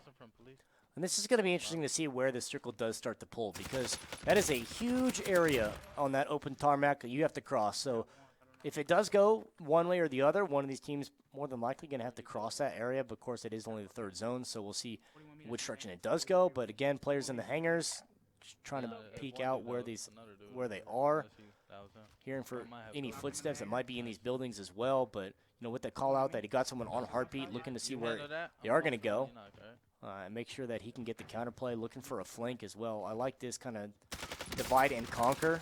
There's the guy that they heard in the building, so that's double kill actually there for Moss, picking up 2 more. You're feeling pretty good about where you're sitting right now, being able to have control of this building and just feeling comfortable about this positioning. This is still a close game. Just looking at DJ Moss and Guns World, I think one guy had 10 kills, the other guy had 7. Yep. So easy math, that makes 17. And the other duo had also single digits, maybe even less. So this is really going to be coming down to the squad that lives the longest. And with only 9 other squads, let's go. every single kill is going to matter. And sir. with Schmelt Yes, going sir. down, you can Go. see this other duo celebrating that they could have just taken the dub. This is series point. The winner of this game goes to the grand finals and qualifies for that final Let's go, championship. DJ. Come on, let's fucking You heard go, him bro. call right there. They're up by 2 as it stands, and that's a heartbreaker there for Schmelt because Let's get just yourself. where he was. Prioritize It looked yourself. like, Prioritize with yourself. Felnuts being in a vehicle, I'm guessing they're both in a vehicle, and if he got sniped out of a car, that's just a heartbreaker because you just think you're fine, you think you're okay, and someone just lined it up. And the players that are really good, especially in skill-based matchmaking, the guys that can snipe out of cars, they do it often, and it becomes an art to them. It's just so easy. They know exactly how far they got to lead. They got to know exactly what the bullet drop is of the rifle that they're using. They're just so experienced and so comfortable with taking shots at moving cars like that sometimes it ain't nothing but just a single one and done. You're out, you're down, and then they just get the second shot loaded, and you're gone. Can't do anything about it. And speaking of risks, I mean, this guy is flying a helicopter that is smoking. Yeah. It is almost on fire. Like a couple shots, this guy could blow up and it could be the end right there. And that really translates to the risk of just taking any vehicles. I mean, it shows you on the map, depending on what kind of vehicle, you have a certain amount of hits that you could take. There's more or less cover, but mainly you're just revealing yourself to everybody nearby. So if you get shot while you're driving a vehicle, yes, it's unlucky, but you're also, you're taking that risk of sacrificing, that intel. You're exposing yourself to be able to move faster. Jumping out of the helicopter, I think before it blew up, thankfully he is still fine. Yeah, just kind of getting rid of that. Just don't have to worry about that. You saw right next to him, there was actually the buyback flare that was what he got because he did that contract. He was able to get his teammate back for free. So that really helps him out now in the sense of just kind of clearing out airport, make sure there's no one going to be coming from parking garage either. Kind of give your teammate a little bit of loot, give him something to work with here. But as soon as you cross the street, you got to look both ways. You get hit from the side. Yeah, I hate when I cross the street, don't look, and I get shot in the face. Like, I hate when that happens. It's the but worst. He was able to slide, and it's good that he also didn't freeze like a deer in headlights. He didn't stop and go like, who? And try and take a gunfight where the other guy was more prepared than you are. So to just keep on going, keep on trucking, it's exactly what he had to do. And you might call him a coward, but I call him pretty smart because he can take the engagement on his own terms and maybe even just see if they're chasing him. Looks like they're not, but he knows they're on top of this roof from just judging on where he was shot from. So, contract started, and he's a little bit stuck right now. Yeah, and because of the fact that they now know he's here in the parking garage, he has to kind of play this a little smarter. Don't kick the doors down, just kind of peek him, push him open, and be aware of the fact that someone knows where you are, at least to the general vicinity. But you see the flare over here. Now he's going to hold this zone because imagine someone is going to be running from that direction. See if he's going to be able to hold this angle without getting shot in the back. But you turn the corner. There are 3 people looking at you, one of which has a sniper. This is not the fight that you want. This is a little sketchy. He did get some damage, so thinking they might go through this parking garage and just gets ready at the steps just in case they walk in and might want to chase him.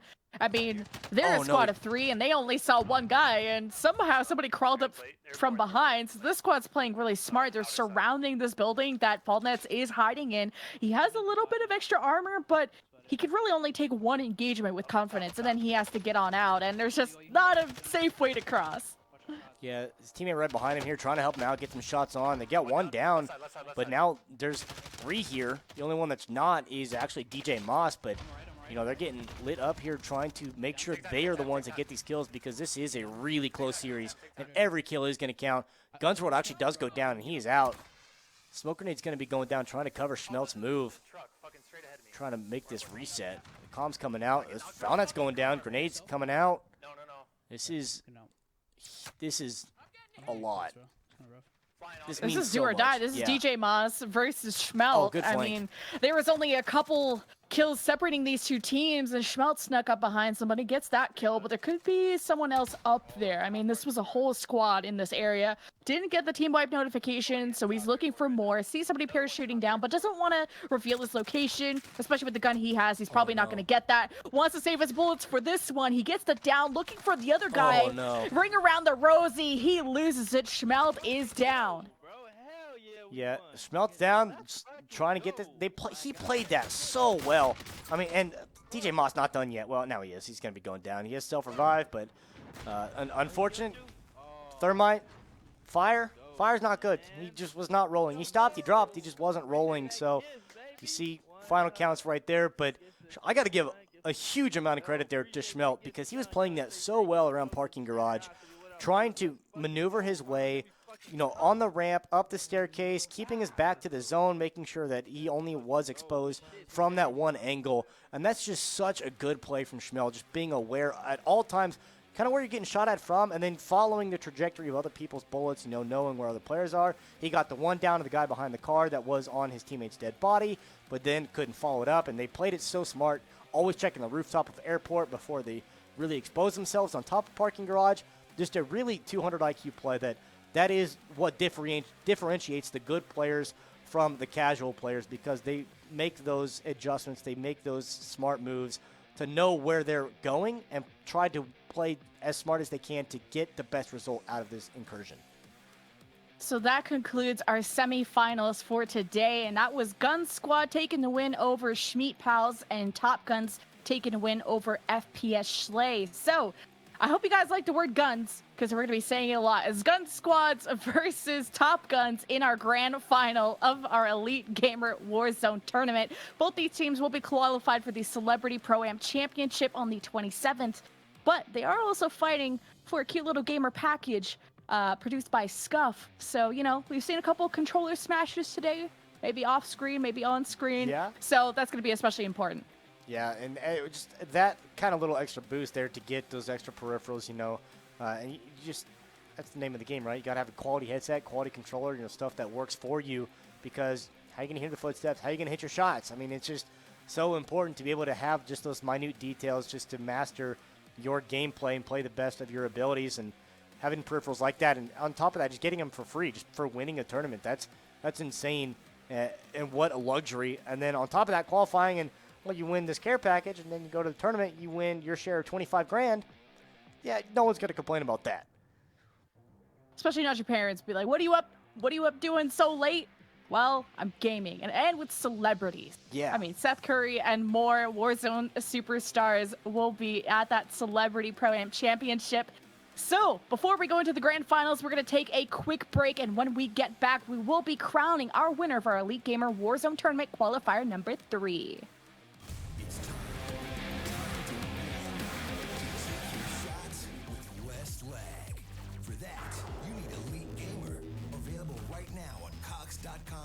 Gamer. Improve your gameplay with up to 32% less lag. Experience a more predictable connection. Raise your game. See the difference for yourself. Live in the moment with a real-time performance dashboard that optimizes and tracks your connection to put you in control. Elite Gamer is included with panoramic Wi-Fi at no extra cost. Don't waste another millisecond. Download, sign in, launch. Go to cox.com/gamer. Download and dominate. It's time to win. To take your shots with less lag. For that, you need Elite Gamer. Available right now on cox.com/gamer. Improve your gameplay with up to 32% less lag. Experience a more predictable connection. Raise your game. See the difference for yourself. Live in the moment with a real-time performance dashboard that optimizes and tracks your connection to put you in control. Elite Gamer is included with panoramic Wi-Fi at no extra cost. Don't waste another millisecond. Download, sign in, launch. Go to cox.com/gamer. Download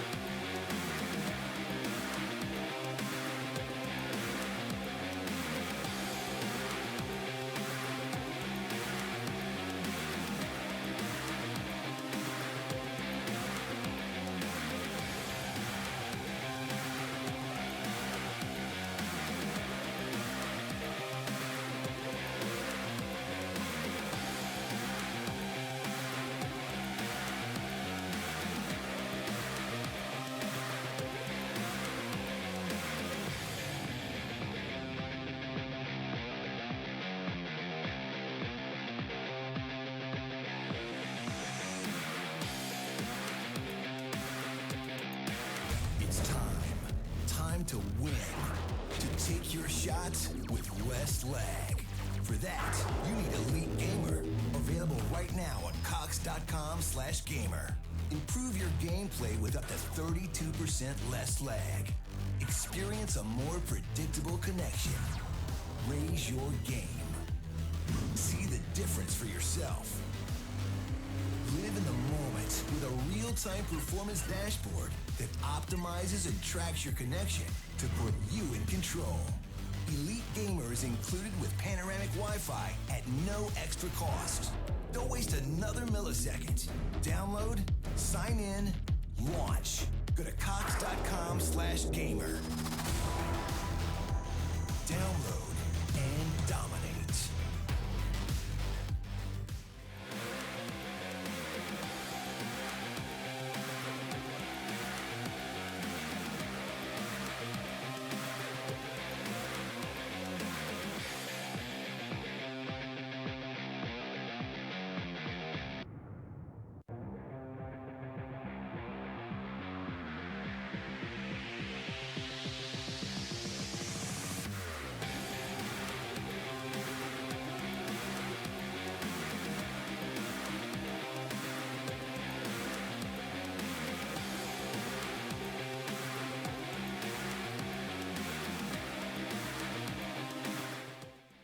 We're back to the Elite Gamer Warzone tournament. It's still Lemmy Kiwi. It's still Caribou, the Trevor guy next to me, the bearded one, not me. But as we drop into the grand finals, I think our players are in warm-up session, so no one wants to watch that. But what we do want to talk about is the Cox Gaming software. I mean, the tournament's called Elite Gamer. Might as well find out what it's about. Here's the software that they just came out with. So what it does is it finds a faster connection between your PC and the game server you're connecting to. So what it does is it reduces the amount of jitters, lags, and all kinds of stuff that messes up your connection so you can have a smooth gaming experience. Yeah, and it's so nice to have something like this where then you can go to the resources and figure out all of the updates. You see all the Call of Duty updates from the Black Ops Cold War, the Zombies mode they brought in, of course, this huge Halloween event. You get all of the information you could possibly need, and every single title that you could ever want to integrate in with this. And you have Call of Duty, League of Legends, Fortnite, Valorant, WoW, Roblox, Rocket League, Apex, CSGO, any game title that you actually could ever imagine playing on this. Even Minecraft's on there. The professional gamers, it's just a huge asset. And then you can link your Steam as well to add on even more titles that aren't listed here. So was a phenomenal wide scope that this software really offers to be able to help out your internet connection with this third tab. As you can see just what everything that goes on behind the scenes, all the fancy numbers, the improvements that it makes with the internet connection, your ping time, the actual lag that you quote-unquote eliminate in between the digital universe. If you get into what is the Matrix, all those ones and zeros that get eliminated out of this, then you see the actual adaptations of, okay, this is the Matrix, the ones and zeros put into a graph form that you can read and see that it's about a third faster for you. You're saved about 4 minutes of ping time, and you can see just how much better your internet is now with the Elite Gamer software versus what it was without. So a huge shout out to Elite Gamer with a great software. And if you are a Cox customer, make sure you check out the site to see if you're eligible for this, because everybody knows that internet connection is important. Yeah, cox.com/gamer to find out if you're a Cox customer, and you can grab this software. But here's our bracket and how it's shaped up from the top 8 to the final 2. It is Gun Squad versus Top Guns. They'll be dropping down. It's still a best of 3. Both these teams qualify for the Celebrity Pro-Am Championship, the $25,000 tournament on the 27th, where players like Seth Curry, Tommy, TP, Mighty Mouse, Pomage, Symphony, and many more celebrities will be joining them. Yeah, looking to see what direction these teams are going to go, because of just the fact that they have these squads just coming together, looking to see if they're going to get these early engagements and be able to win out on this. I mean, you see Amir already down, and love to see it, love to hear it, but now all of a sudden on the other side, it's one down for him, trying to get his teammate back up. So a lot of chaos here. DJ Moss to the gulag already. Amir still waiting for that pickup, see if that's going to come through, but this is an interesting little start to this game where they just kind of weren't expecting this already. The Guns World versus Imud, and I mean, a whole bunch of people are taking a trip to the Gulag, so they will be back, or maybe not. Now everybody's taking a trip to the Gulag, and this is still a fresh lobby. I mean, Damn, we people all in still have goalie? 0 This is kills. wild, So now they get to at least have the advantage of calling out for each other as they take turns. And that's, you know, something just what a good teammate would do. Just make sure that you have the position that you want. You know, tell him where he's coming. Shotties at range. I mean, you get one there. You got to aim down sights. You want that. And that is the advantage of aiming down sights when you don't have those walls in between. You get that extra added range, just knowing the situation of when to aim down, when not. And it looks like shotguns across the board. 7-5 a little different, though. You only get 2 chances. Oh god, it's a Uchiha. I always like looking at the names of my opponent. Kind of gets in my head a little bit. But it goes to the middle, throws some stuff, gets a hit marker, goes to the right, finishes him off. Now you got Assassin Toby against Guns World. And he's playing things nice and slow. Definitely heard him maybe cross over. And now that the flag's unlocked, he could try and secure that, but didn't want to get baited. Took his time. Got the 1 shot, 1 kill. And now coming back, Cinco. The only one that didn't make it out. So that 99% going down a little bit now with Cinco coming out, but pretty good success rate for the rest of the players here. Still seeing where they're going to go. Share station is pretty popular. See if they get any weapons there. Plus you get the ammo stacks inside of that as well. So you don't just have to rely on a clip and a half, maybe, based off what you got. Hopefully these aren't looted.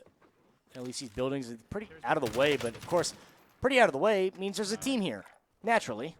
You by yourself, bro. Of course. Cinco didn't get out of his gulag, or died immediately after, I'm not sure. But all of a sudden there's a red skull, so I'm not too happy with Cinco right now. This is very early game. And you have that second chance of the gulag, and you didn't get it. But it's fine, it's up to Imud to clutch things up, and he's been in this situation before. But with this early, this fresh of a lobby, that gives a huge buff to Guns World and DJ Moss to get a ton more kills and get a huge jump. You can get at least 5 or even 10 kills if you're lucky. If you can get that far ahead, you know, pull a Schley and drop 20 kills by yourself, that just puts you in a winning scenario that you can just play things so much slower, just wait for the lobby to drain out, and take a win just by playing safer. Yeah, so based off of, you know, what the play is going to be here, what the angles are going to go, you know, I like just this pretty conservative gameplay so far, just trying to kind of drop out of the way, you know, pick up 1 extra. But the difference between this and, you know, going somewhere that is more popular now is because it's going to be hard to find anybody that is realistically on this side of the map. I mean, not a lot of people drop to lumber, not a lot of people drop to farmland, and that's realistically all that's over here that people are going to rotate through this area for, is those that are coming from those 2 places I just said. But, you know, it's not going to be a whole lot, but there is going to be at least a few, and that is, I mean, a trade of downs. That's a heartbreaker right there. DJ Moss also already uses Gulag. I know, it's hard to see that red skull. He's leaving Guns World all by himself, and he has the money to go and redeploy, and he's sticking next to the other squad. The buy station is right nearby, so we're going to see him redeployed right back. Yeah, and at this point, you know, both of them really just resorting to ground loot. I mean, you know, has 8 grand, so close to that loadout, but they have some time here. Another like 2.5 minutes or so before the actual loadouts just from Warzone itself drop. But, you know, there's a while before they have to deal with, you know, what they really want to go. I mean, they have the time to make these rotations. You know, going through Village is always kind of dangerous, as we mentioned earlier on in the day. There's a lot of windows, a lot of open area here. And what an interesting visual. I don't know what color aspect, what the difference is here, but everything's so vibrant. It's like a whole new world. Dude, he looks like he's playing Warzone on an N64, dude, or like one of those box TVs. I love it. Like, this is what gaming looked like in the 90s, kids. Take a look. But, yeah, Cinco, nice stream, buddy. I'm very curious as to what his actual visual displays are, because that does, you know, make things just so much brighter, and naturally there's some dark corners here in the map, and especially, maybe he just has it set so where that was his settings when he was playing, you know, Trick or Trios or the zombie mode, and so just trying to turn the brightness up because it is really, really dark on those new limited time modes. But unless he just plays like that normally, I am curious to what he changed to make that setup because it's kind of smart. It's kind of big brain. It just makes everything more vibrant, kind of lets things stick out a little bit more. Yeah, they didn't. Like both duos grabbed a vehicle and finally getting some red dots over in the distance. So they're going east to find that other squad, and they just I thought the other vehicle moved, so I got a little scared there. But they are just exchanging money right now and moving to the next position. But not a lot of action, right? I mean, 2 kills for iMood on the screen, tons of squads, and we haven't seen a lot of I gunfight. think we should just let him have it. I think, yeah, this is the point now where they were looking to see, okay, did they realize that they just shared $10,000 to buy a loadout? And as soon as they realized, wait, you just spent 10 grand, that means you guys have a loadout. That Jeep just did a 180, came right back, said, you know what, all right, fine. Yeah, there's nothing we can do about this. Just let him have it. It's okay. You'll have the next loadout dropping in about 20 seconds anyways. He's almost Austin-powered that truck right there, but able to get out of that. So now with loadouts here, another loadout coming on the way. You know, both these teams set up optimally where they want to go. It's just up to who can be the better team, and I love that where it just boils down to raw talent. Or demolition derby. We got. I was gonna say, if you want to just destroy the other duo's vehicle, I mean that's a type of sabotage, I guess. But as they were kind of distracted by each other, there is a squad over in the forest. They're able to have the high ground. They have vehicle as cover. Somebody went down. I think that was Cinco. So it will be iMood bringing him right back. But needing to armor back up takes some time. Both squads actually had somebody drop. So thankfully, self revives and mutual revives are going a long way. But I'm surprised to see the squad in general have this much trouble. Yeah, and the worst part about all of this is the fact that when you ejected out of your truck, it rolled straight to the other team. So you basically just gift wrapped them a truck, so there's nothing that they can do about it. Now they are stuck just to be on foot here. Just share some ammo, share some armor if we need to, but kill him, bro. Go back, don't come in. this is an interesting play that, you know, what the next move is going to be here. Looks like a little bit of miscommunication on this side, but to see that all 4 of these guys engaging in this firefight and still not really seeing anything come out on top. A couple, you know, kills, a couple downs coming through, but just not able to finalize, get the squad wipe. Kill confirmed finally does come through. There is the team wipe now. So finally, after a lot of fire back and forth, unfortunately, didn't get many kills out of that, and they lost their truck.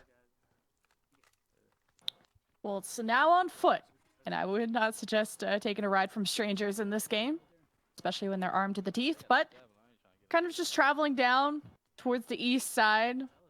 I know his thing is covering the map a little bit, but at this point, you got money. You'd love to maybe buy a UAV, go to a more populated area, but of course you don't want to have to spend money to get that kind of intel, but it's a very slow-going game, and it's quite a change of strategy than we've seen from other teams. You know, we've seen a lot of duos just go heads deep, just get as many kills as possible. We've seen some teams also drop a little bit earlier than they preferred because of that method. So maybe playing the long game is, you know, for game 1 of this grand finals is the way to go. And the biggest problem about all this is just the fact that they just all went to the gulag so early. I mean, they just lost their second chances so early that there's just nothing they could do about it outside of, you know, now they have to play this game completely differently than they really would be comfortable doing. So not only is this a little bit slower for themselves, but also just kind of slower in general because they couldn't get their loadout that much earlier. They couldn't get, you know, all this money and these setups that they wanted to make these rotations to catch these players in these high population areas. They had to take time to virtually completely reset and lost out on like a third of the lobby, which is just worst case scenario for you. I mean, now you have to find yourself this far behind, and it's not just you, it's not just your duo, but it's both of them. And, you know, we see just how much they've stuck together, all 4 of them, the fact that they're just kind of really relying on each other because of the fact that they didn't have anything coming into this. Now that they finally did get their loadouts, they can split, part ways, and, you know, move about the cabin to do whatever they want. But this is a huge delay to the start of this game for both teams. Yeah, just taking the safest route possible. So they're able to sneak up on I think it was 2 or 3 people there, and really that's their, second kill of this lobby that's now cut in half. And getting ever smaller, only 16 squads left. So to be starting your game 1 of the grand finals off with, you know, maybe not even reaching the double digits is a little concerning. But if you're able to just outlive the duo, then you can win with just 5 kills, whatever it takes, man. You get those done. It is a kill race, and the Warzone victory does not matter whatsoever. Yeah, I mean, we saw coming into this one, the difference maker was a single kill in the Gulag, and they won 7-6. So it's not even the fact of you have to pop off, you have to drop a 30 bomb to be able to qualify to move on or to win this game. You know, it comes down to just every single fight matters, every single one of them is important. And, you know, a little fortunate that this loadout dropped where it was. It's closer to them as opposed to the other squad, who's still 300 and some odd meters away, so they have some distance to cover. But now it's kind of this weird mid-game point where you don't have any money really. When you got $5 grand, everyone's got self-revive here, but you just need to pick up some of those extra assets. Get yourself a gas mask, get the armor satchel, have something in the back pocket for utility with something that is the UAV or the precision airstrike or the cluster strike, what have you, and set yourself up now for this late game situation because of the fact that it was, like I said, so delayed start to get to this point. It's just now you really have to be able to be ready for the late game, and you kind of skip that whole mid-game area where you're picking up a lot of the kills. Hey, if you want to be picking up some kills in some of these tournaments, here's the link to go sign up. Battlefight.com/elite-gamer is how anybody can sign up as long as you're of age, got a PC, and you're in the United States. You can go and sign up with anybody. You don't even have to be good at the game. Sometimes there's a little bit of luck involved. Our next qualifier will be on the 24th, so in a couple of days. And that $25,000 Celebrity Pro-Am Championship is on the 27th. So if you're more of a watcher, then, well, hit that sub, hang out. This is where all the action is going to be taking place. Yeah, I mean, what a huge event that's going to be. We see some of the big names in there. You know, Seth Curry, you get TP, you get Jonathan Abrams, Kyle Van Noy, Huskers, Tommy Aiden. Big names across the board that we just cannot compliment enough the fact of being able to bring all these people together on top of the fact that these are these open qualifiers, you know, for people that just want their shot to play with someone like that or to compete and actually have a chance at coming away with the majority of that $25,000 pool. So it's going to be huge for them to be able to compete in that, and, you know, both of these squads qualifying for that. Excited to see what they have to show as they progress through this one. Obviously trying to come out on top of this first because it's a little bit on the line today as well. Get some little free peripheral package. It's an extra incentive. Yeah, especially now they're going towards, it looked like the east side. There were some red dots in that distance, so they have an objective that they're moving towards. And I don't think I saw too much of an investment. At least I wasn't looking too much up the map to see if they invested in a UAV or if it's really just enemies revealing themselves, shooting at other squads. See that Guns World was able to make some connection to player off in the distance. Oh, and there's a lot of panic setting in of a helicopter just flying past them. He thought maybe he was going to land on top of the roof, and that would have just been a horrible position for them. But see, Guns World maybe saw a player drop from the helicopter, and he read that correctly. A 2-on-1 is an easy one to take. Although, not sure if there's anyone else there nearby. It looks like the UAV isn't revealing anyone else. Yeah, and the play was, you know, to come over here and try to zone hold these guys that are just downtown, just camping on this rooftop here. So, curious to see if they are going to be able to just commit to this, if they are going to hold this one. Get an armor break there on a guy coming back, but not able to finish him off completely yet. A little bit extra recoil on the other side, but got to make sure that exactly that. There's no one sitting on top red. That is just going to get a free shot off in the back. And you have to be aware of these players that are on the rooftop as well. Still, there's at least one over there that did just shoot at Guns World, I believe. So there's something that you have to be aware of the fact that not alone, and now people know where you are. So making the next moves, you know, I like the fact they have a constant UAV to understand where some of these other teams might be going, see what plays they might make, if they can hold zone here because they are close to the next circle. And now realizing there's the Glint Eastwood on the side. And wow, Jesus. Okay.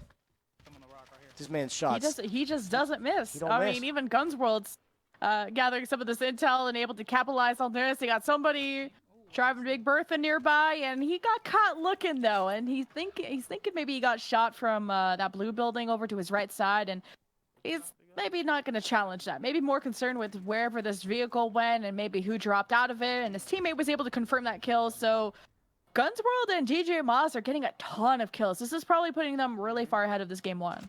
Yeah, and they look good doing it too. I mean, they're just taking names here. Unfortunately, getting trade there. He got one down, but unfortunately there's two of them there. Quick snipe right there. Enough damage come down. He's got self though, but now that is not ideal. And that is the danger of this because of the fact that you spend so much time messing with each other, messing with the players on both sides of you. Players know where you're at. and you just find yourself exposed in two sides. I like the cluster strike on top of that, just trying to, push them away, not really let him take this or anything like that, but get in the vehicle, try to move.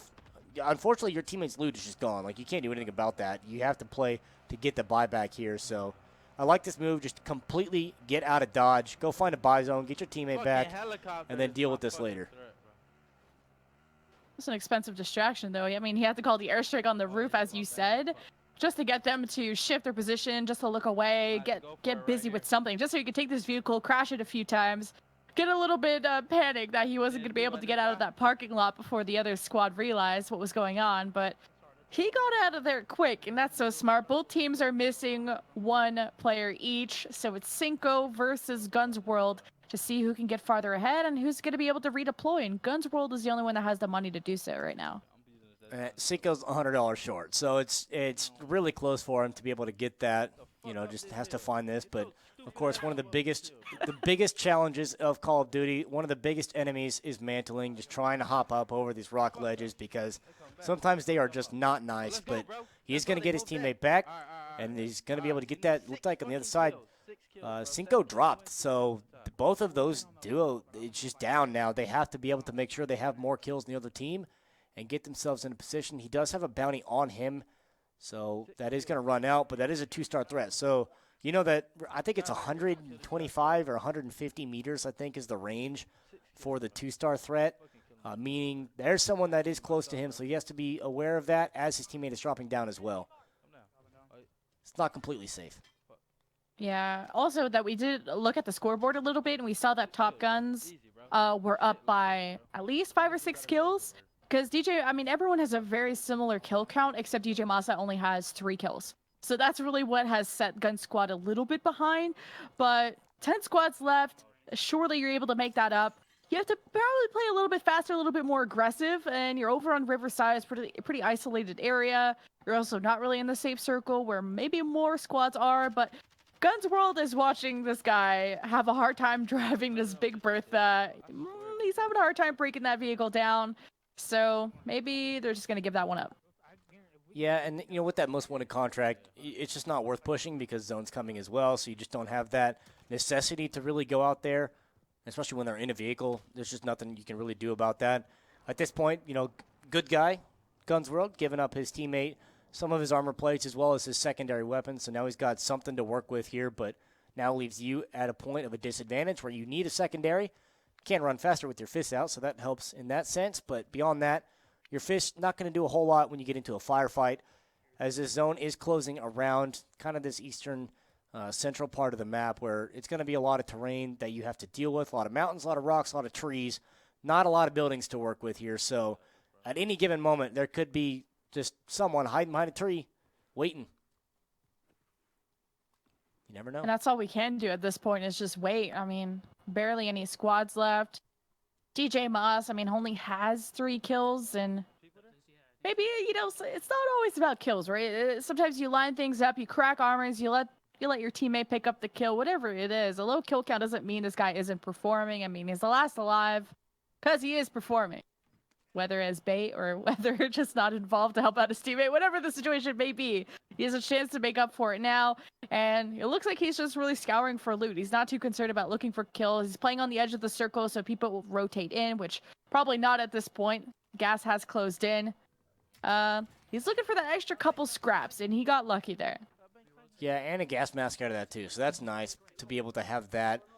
See what their next move is going to be. They do get the loadout, so this is going to be good for both of them to be able to now get another secondary weapon that you want for Guns World, as well as get the perks that you want here for DJ Moss. This is a great setup for these two. They just got to play smart around this because the buildings overlooking that is pretty kind of troublesome in the fact that you can almost guarantee someone is already on top of that big building, and they're just waiting and watching everyone make the rotations around. You guarantee that wherever that loadout drop just went, there's probably 2 or 3 loadouts adjacent to it for other squads, and someone is now camping that and just waiting for these guys like this to just come up and get their loadout and then just laser them down. There's no counterplay to it. It's unfortunate, but it is just one of the plays that it gets you free points. It's free kills.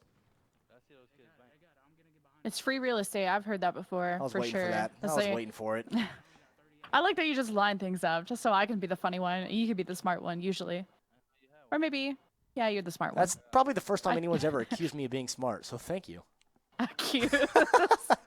I mean, the beard makes you look wise. You could just like twist it a little bit and look like you're thinking. I don't have much to play with, but If you could grow a beard, I'd be let's talk about the game now.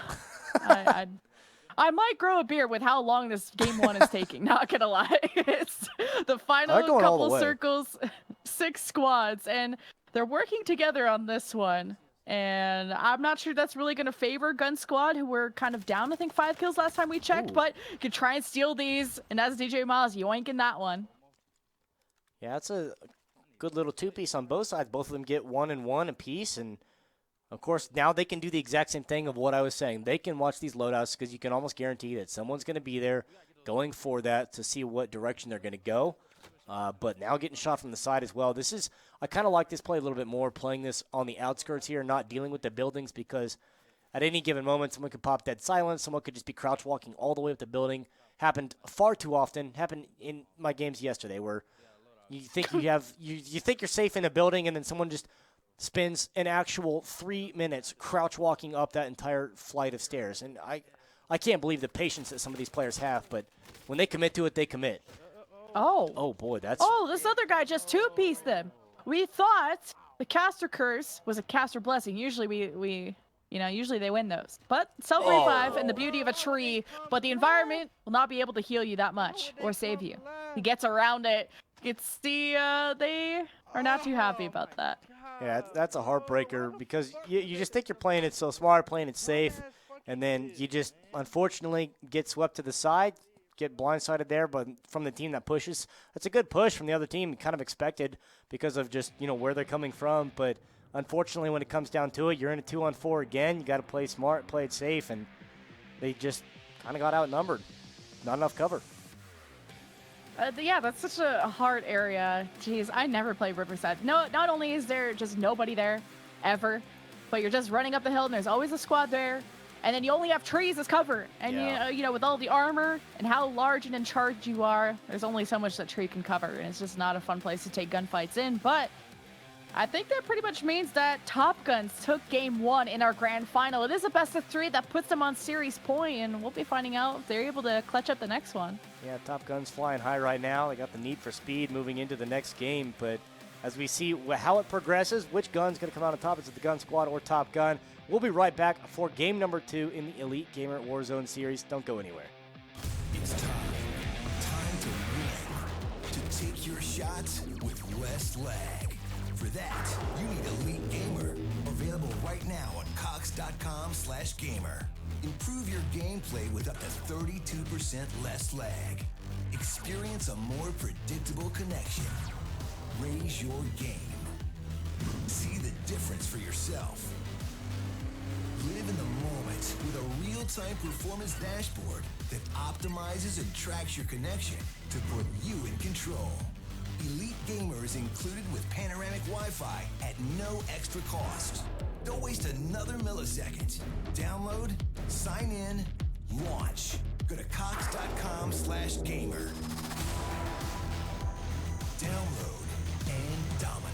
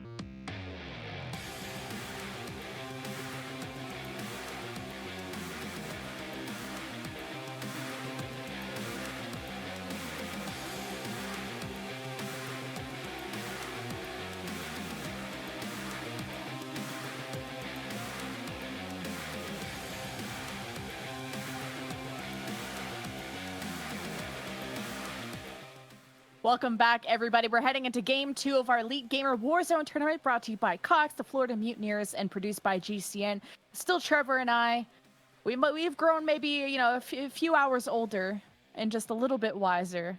But the smart ones are the ones we're watching on our Warzone screen right now. Let's jump into Game 2 of Top Guns versus Gun Squad.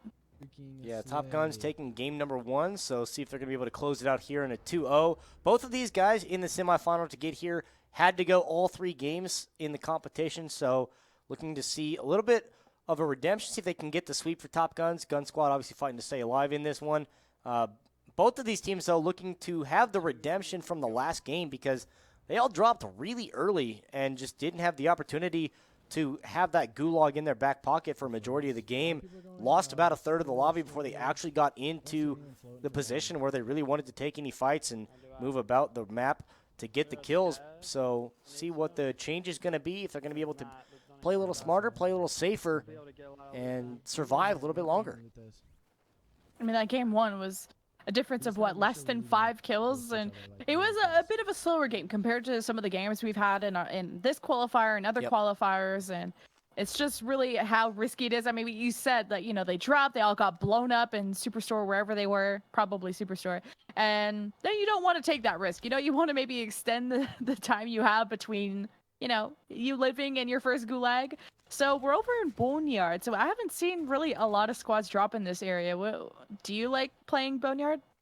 Boneyard's one of those places that, you know, in the given circumstance, if the map, or if the plane flies close enough to it, it could be a pretty hot drop because of the fact there's just so many chests and all these carcasses of the planes laying around. But just not a whole lot if it's out of the way here. It is pretty out of the way as far as the map goes. I mean, you see it's all the way on the west side, plus now you got zone that's going to pull you. So realistically, they're not going to be able to spend a lot of time here. Just kind of get the loot that they need, try to get as much money as they can to get this. But you see, they've split up. You know, they already did this. You know, last game we saw all 4 of them pretty much huddled together throughout the early stages of the map. This time around, they already split up 2 by 2 to make their separate moves about this. But I think this is just a play where Immude is, they're trying to get the money, trying to get their loadout, and not really deal with the other team kind of mooching off of that success. Because it looks like they got Boneyard in themselves. Yeah, which is really good. I mean, we've seen those duos kind of glued to each other for so long, and that's probably why the game was so close, of being only a difference of 5 kills.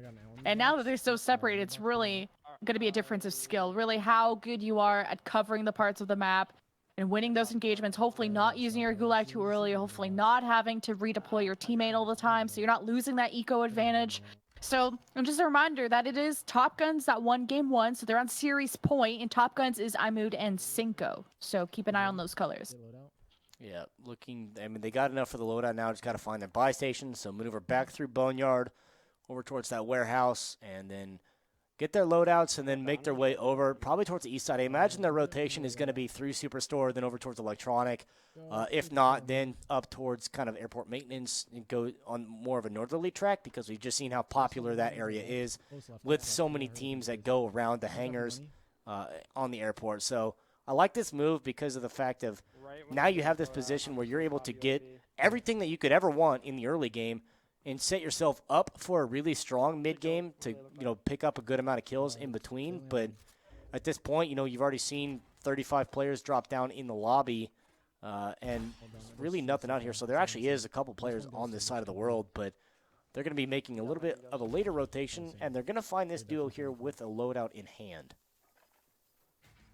So going for the kilo, I mean, yeah, maybe he was thinking about going for the sub if they were going to be closing in, but he's taking more of a longer range position to the left side. His teammates going over on the right, going for a pinch angle, and maybe just actually going in the airplane and watching them walk by possibly. Yeah, a couple pop shots, just kind of let them know that they're there. Look for this straggler behind because, you know, with the UAV active, they can see where he's coming from. They do get one. They hurt him inside that building, so, you know, good awareness of your surroundings, plus the precision airstrike there on top. You're able to get that, but you see on the other side, DJ Moss goes down. He's got the heartbeat sensor, just waiting to see which angle this guy's going to push up. Knows where he's at already, so the pre-fire around the corner, and this is just a good play. I like what they're doing here. This is just calculated, smart, and conservative play to make sure you're taking a firefight that you're confident you can win. This last one is.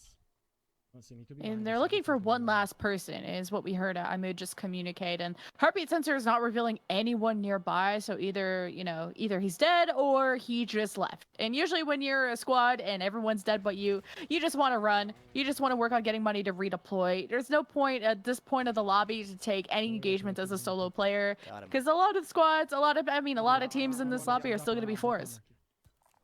Yep, he's got the armor box thrown down just to help his teammate out with that UAV. Theoretically, that is the fourth player that was out of that squad looking for that last one. They're just going to pretty much run right up on top of him and get that. That is going to be one more of the team wipe as well. So picking up 4 right there, it's smart and tactical gameplay. I mean, just clinical at that point. And every single one of them pretty much had their airstrike available. So on the other side, though, we did see DJ Moss go down, and they are around Promenade and looking to see where there's going to be a lot more opportunity, a lot more players here, but also a lot more rooftops, a lot more windows, and they have enough for their loadout now, so it seems like it's going to be their time to shine. All right. Looks like everyone's still in the game. Everyone's got armor. Looks like he's bringing in a loadout. I was just making sure. There we go. Now they got everything they could ever want. Now looking at Eco, everyone's got a few $1,000s. Cinco's just rolling in money right now. This is really good for Top Guns. So if anyone were to go down, you have enough money. You don't have to be so pressured to be wasting time looking for money to redeploy. So I see a vehicle off in the distance. They are going to zip line up to the top of the roof. See if anyone's up there, and maybe option number 2, shoot down at the vehicle. And you can see this guy's calling out 3 crossing. He gets the 1 down. Doesn't even go for the elimination. He doesn't want to get pushed by a full squad. But the guy on top of the roof will be able to clean everything up. Yeah, that's just smart right there, being able to get themselves in a position.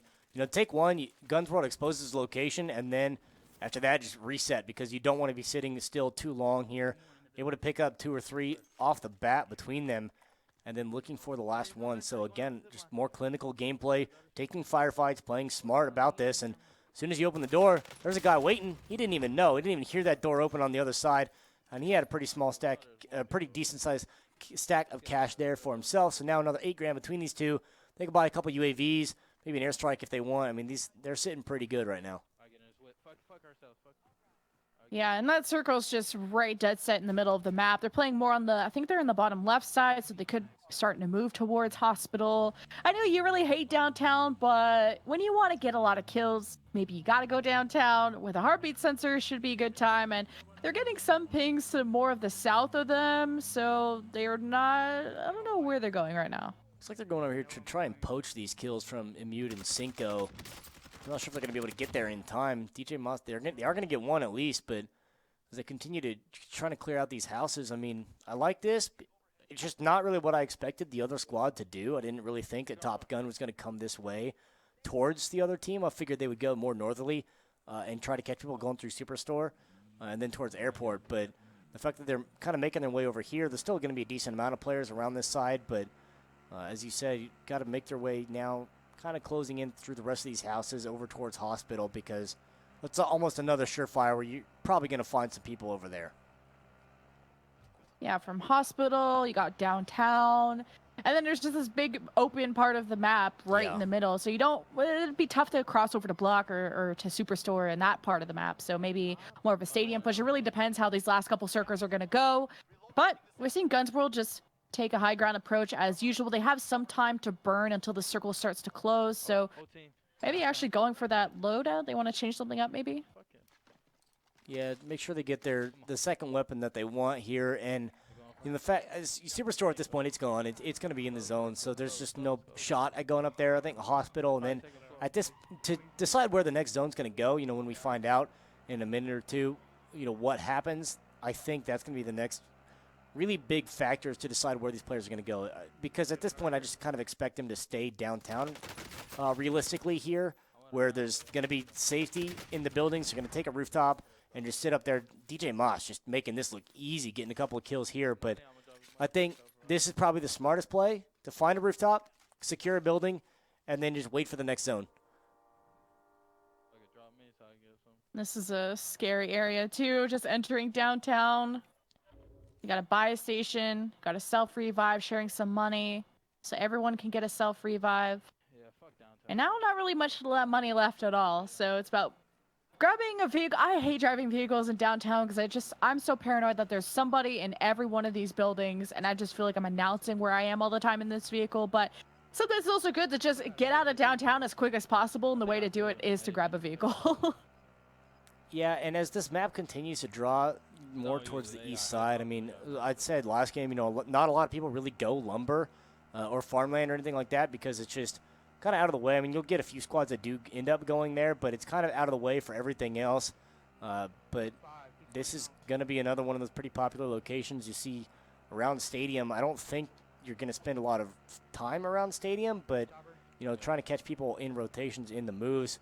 Plus, you see a chopper up there. Chopper smoking pretty good, too. So if they're able to get a few shots on it, then might be able to disable that and then just deal with it.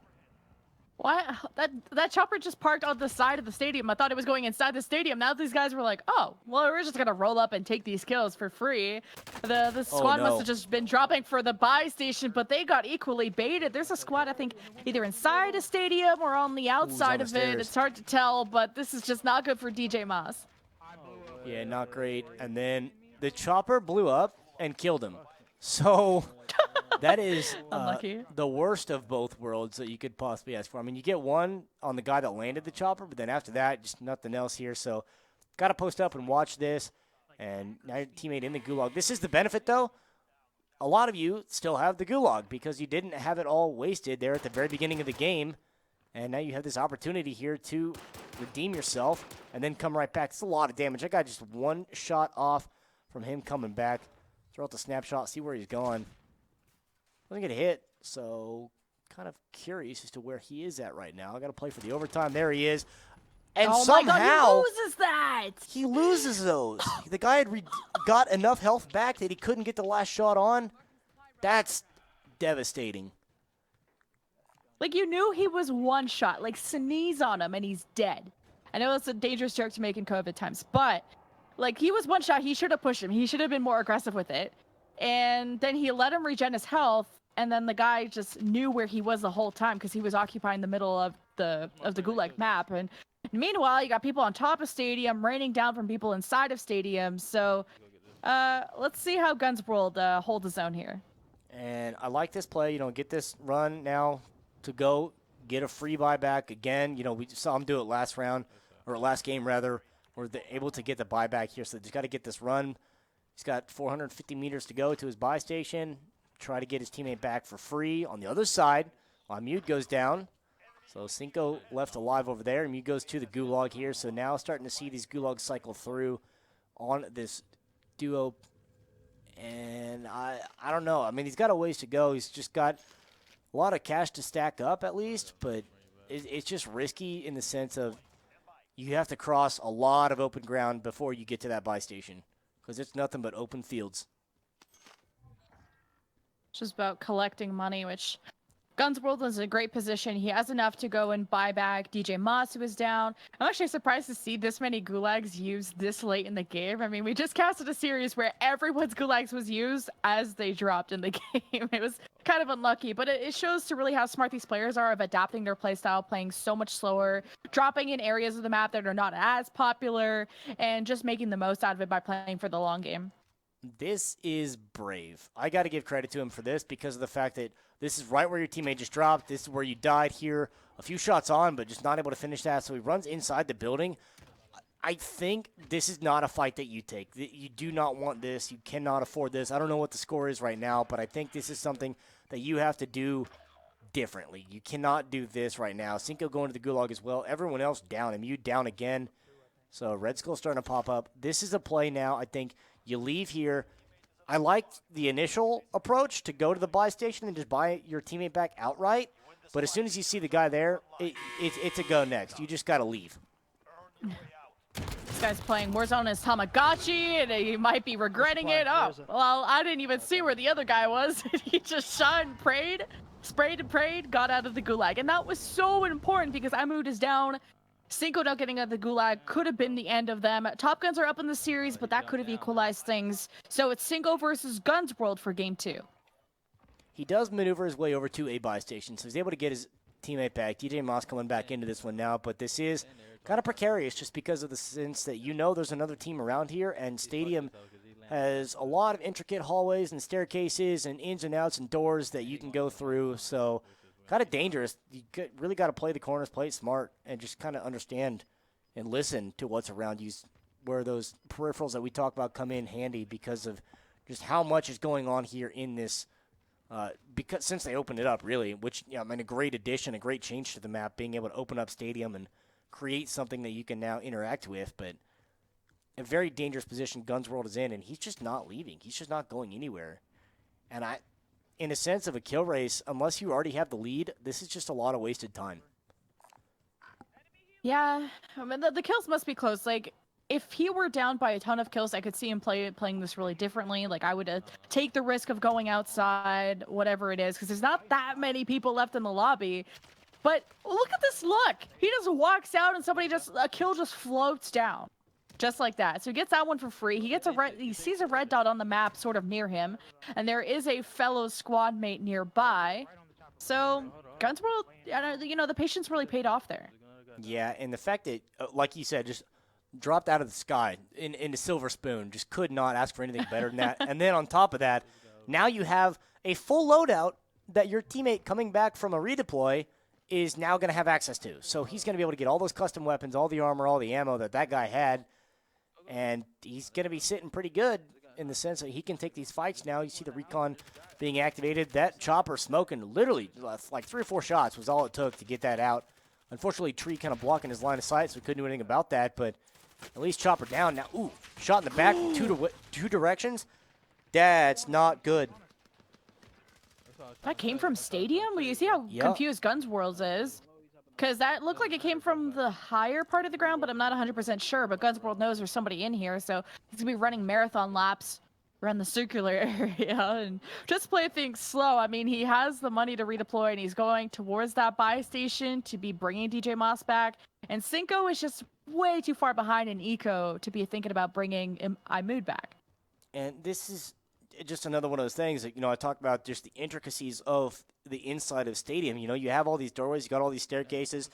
The second floor, I mean, we've been watching him run around on the first floor the whole time, hasn't even breached the second floor of Stadium. So the fact, that's exactly where they got taken out from, but now he knows somebody's up here, that there is someone on the second level, so now he's going to try to find out where they are, sitting in the window, so his teammate can get something back and feel a little bit better. But, I mean, at this point, it's just Cinco on the other side who is pretty low on health right now, and I'm not sure if that's because he's under fire, but he's going to armor back up. But, I mean, this duo, they've spent so much time in Stadium. I can't believe they're still here.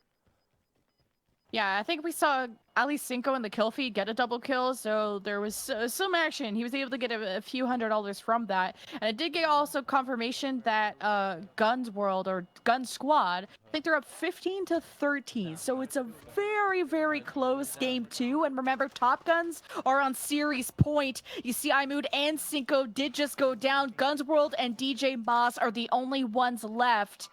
That means they might have to just catch up by a couple kills, and they could be taking game 2 and equalizing things. Well, they get one right there. Finally, just the time commitment pays off here.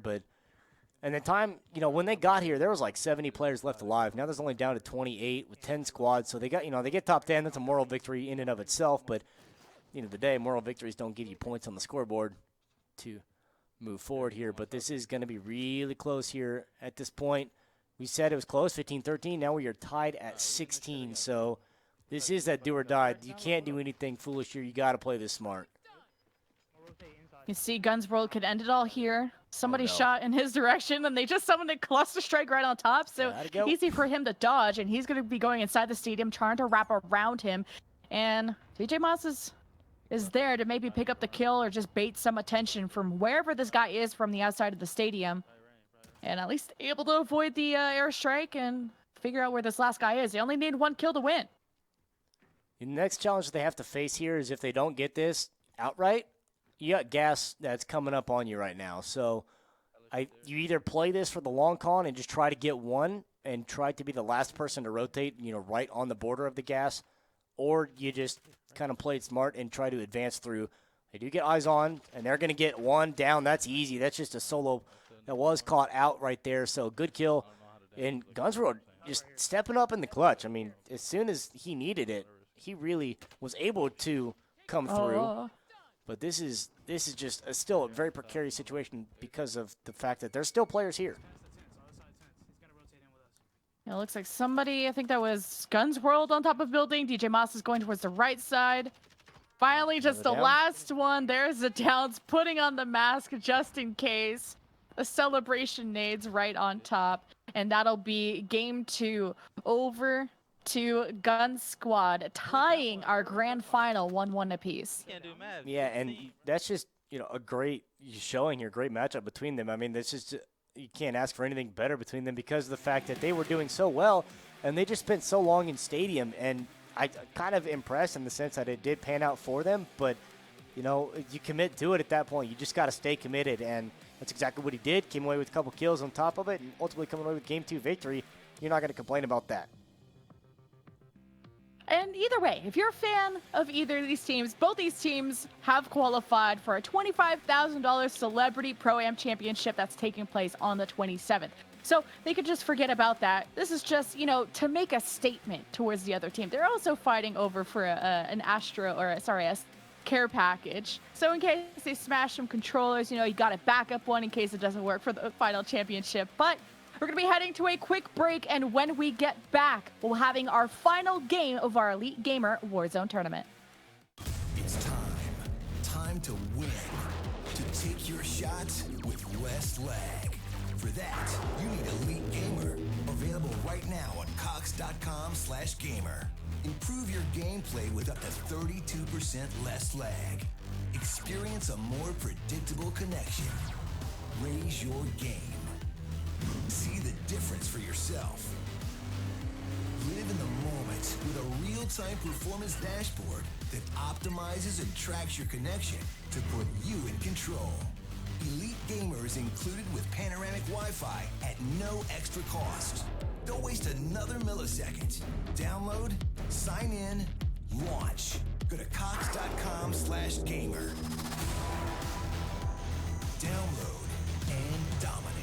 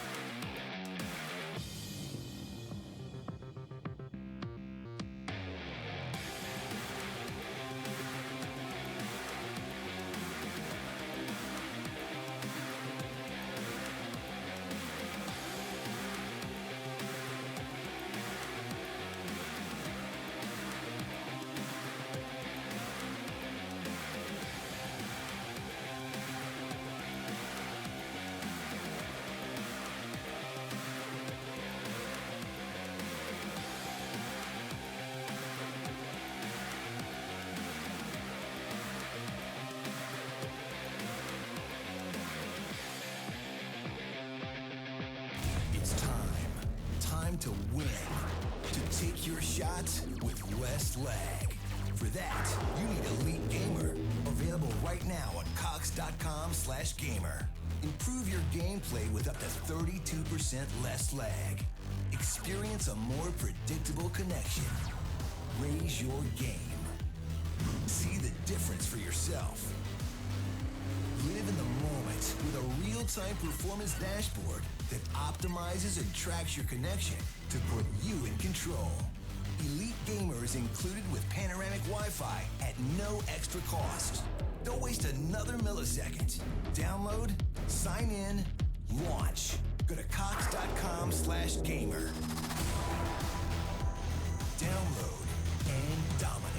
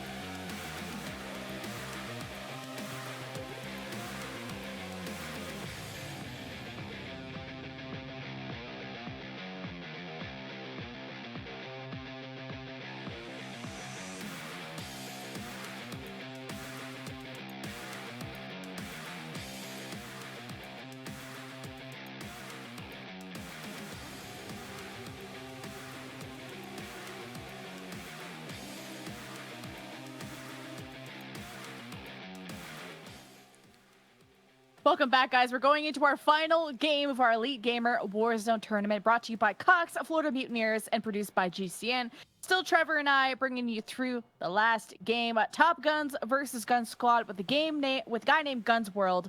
Got a lot of guns happening. Yeah, a lot of guns to take in here. I mean, just what a great series and a great matchup we had. I mean, the last game especially, they spent so long in Stadium, ultimately coming down to the last couple of kills they were able to pick up. And just at the end of the day, you're able to clutch up, get your teammate back, make sure you come out on top. And coming into this one, this is the one and done, the do or die, win and go home. But, I mean, both of them are technically winners because they qualify for the tournament at the end of the month here. But this is that extra little bragging rights plus that little care package from Astro Gaming to get those peripherals. It's a headset, a travel case. I think there's a controller in there as well. The details escape me, but still, that's a handful of peripherals that you're able to win out on top of this. Plus, as I said, the qualification for the tournament at the end of the day. So we'll see how this goes here. Already starting out aggressive. Okay, there's one. Make it two. All right, I've already thrown my whole console or PC out the window. If I'm just trying to have a happy little BR game and this guy just glocks me as I get out the plane, I don't even have time to thank the bus driver. I'm just glocked. So they're dropping hospital, and this is a pretty, this is a hot spot. Yeah, going, if they're nothing if not consistent, it actually looks like they're going to pass up the hospital and make their way back to this building. But now there's a pistol fight on top of this one, so we'll see how this does turn out. I mean, what a fortunate series that, able to get the down thanks to gravity on the other side. Melee is trying to come out because we all know Melee is stronger than the pistol. And I like this. Just try to move out, get out, and go somewhere else. Try to pick up the weapons that they need. But this is just a very chaotic start, a much faster start to this game than we've seen in the last few. Yeah, Guns World's clenching right now. He's got no armor. He's just like in this little market store, and everyone's just running in. And if he gets shot, if he just gets sneezed at, with no armor, you die so quickly. Thankfully, there's some left over from the dead body. They did just collect, but from game 1, it was a difference of less than 5 kills in favor of Gun Squad. Game 2, you have Top Guns that won by 1 kill. And now we're in our final game where you thought they were going to want to play for the long game, but then they drop, near hospital, and they're just already have 4 kills. Yeah, very quick start to this one. And, I would expected kind of what they did. So you can go 2 different directions from where they started. You can go immediately for those kills coming out of the airplane that we saw, what they did. Or you can see players that there was a couple that did go for it, actually going for the helicopter that is on top of the hospital. And then from there, you just use the road kills. I mean, I mentioned it earlier because it's an easy resource to get free downs and free eliminations just to use the helicopter itself. But no one really going for that, kind of surprising in the sense that we haven't seen that because it is pretty reliable way without even shooting your gun with, barely risking yourself. But it also requires a lot of skill in flying the helicopter. You have to be very proficient at maneuvering it. But, not going for that, going for the kills early off the bat, and they did exactly that. So now here they find themselves making their way around, looking for some more money, trying to find out what the next play is going to be. Loadout's coming in, and that's going to be because the other team found the money, and they got their loadout drop pretty early on. So fortunately, in a vehicle, looks like they're going to be able to leech off of this success and go get theirs. Oh, I thought he was going to take that hill with way more speed. I was expecting some airborne, catching some air a little bit.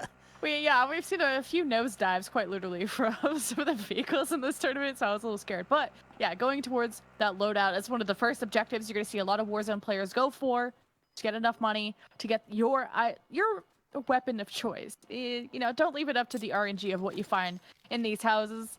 But so far, so good. I would say that Guns World and DJ Mosh, just hearing kind of their comms through some of our casting, they seem really vocal. They seem really hype, and they seem really confident that they can take this grand final. Yeah, and, coming all the way across the map, really have to reevaluate, where they start out, where they're going, because now they have to make their way all the way over here. But it also helps them because they do get their loadouts now. They're feeling pretty good about where they're at, but they just have to find their positioning as to what the rotation is going to be and kind of where they're going to start this game out. I mean, obviously already starting out there towards Promenade. They were able to get a few kills, but looks like Block is going to be their location of choice to where they start this one out. And another one, I mean, this is just a team on fire right now. Unfortunately, lost his teammate. No. Oh, and you get to see, some streams have delays a little bit, so you can see things in the past and the future, everything in between. And that was Guns World, the screaming, no! He's always the one who's very vocal when he gets killed, when he bumps his car in the parking lot, he can't seem to get it out. Guns World has been really entertaining, and we're actually catching the feed of everyone streaming this. So if you were kind of starting to like certain personalities, or you think, hey, this guy really pops off, or hey, he's got a cool little overlay setup going on, you can just go and Google their Twitch name, and then surely you'll be able to find it, maybe get a new fan. And surprise, the guy just pops up over the wall, able to give himself a free kill, but this is very precarious here, and almost had it, but just couldn't actually get himself in a position to be able to finish this one off.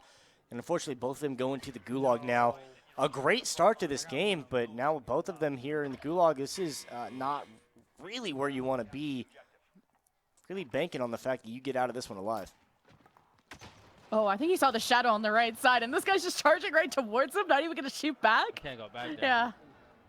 Guns World, sweating just a little bit, but he's happy he's out of the gulag, which we have a 99% success rate. Let's Pretty see good. what DJ Moss can do. I hope I didn't just curse him. Yeah, well, I think we've only seen maybe 2 losses here all night long, and not going to be another one just yet. They're both coming back. I mean, they made the call out, though, realizing they can't go back to block. That's not what they're going to do, not the play they're going to make. On the other side, though, now we're going to start to see the other two looking for their gulag and mute going there. And the last one here on this side is Cinco. I should have got that kill. We should have just dipped out of here, bro. Cinco playing on his cell phone. I But imagine he's one of those maybe- players that's like, when you start the game, it's like, adjust this so the logo is barely visible, and he just turns it all the way up. Like, I'm going to see the logo 100% in its entirety. Maybe he's playing with sunglasses on, or maybe for like a for real reason, like the one you explained, you know, the Halloween mode is super dark and he's got his settings all jacked up. Or maybe, you know, he just booted up his hamster and this is the stream we have to do. You know? But it's very vibrant. It's definitely going to keep me awake if they're going to be playing as slow as they did in game 2. And I mean, I just love the aesthetic of it. Like, it looks good. And I think in its own right, you know, it's not like with the traditional Warzone appearance, but for what it is, I think it does look good. I think it does help being able to, you know, make other players kind of stick out a little bit more. And so theoretically, that, you know, that's kind of the play that he's going off of there. But another gulag, another victory. Teammate coming back, so they're down, not out. And this is going to be a pretty close one here. But now with I think all 4 gulags gone, this is going to be interesting to see what the play is, because just like in game number 1, now all these guys have a delay again where they don't have their loadouts. I mean, the other two might be able to drop back to where they died to get their loadouts back, but it just going to kind of slow things down a little bit here for these guys. So they're over in train station. So more the bottom left side of the map. So from here, like, where do you go? Like, you go Promenade, you go Hospital, or do you go more up north? Do you go towards Graveyard Superstore? Like, where would you go from this position? Or is it just all based on the intel you get? I think it's probably going to be safe bet, you know, from here that they're going to start to, you know, make their way through parts of Promenade, and then you have the option. You can either go north to Hospital, or you can start to go south towards the hills, but you're not going to find really anything in the hills. And now with the zone going up towards Hospital, I think you just kind of circumnavigate all of that and just go to Hospital. I mean, that's just the play. You probably just don't go, unless you just go towards block, maybe, but we already saw what happened last time they went block. They both got taken out, so you can imagine there's probably a team that's still there on top of those buildings, because there always is. But other than that, Hospital is probably the smart play to go, or at least where they're going to end up at. And what a smart play is if you want to sign up for this qualify. We got one more left to go on the 24th. Go to battlefy.com/elite-gamer, and anybody can sign up as long as you have a PC. You're in the United States. Oh, 23rd, I'm sorry. I said 24th. 23rd, and then the 27th is our Pro-Am Championship. What everyone is trying to qualify for, a $25,000 prize pool. And you get to play Warzone alongside, or I guess technically against, people like Seth Curry, Legion, Symphony, Huskers, a bunch of Warzone superstars.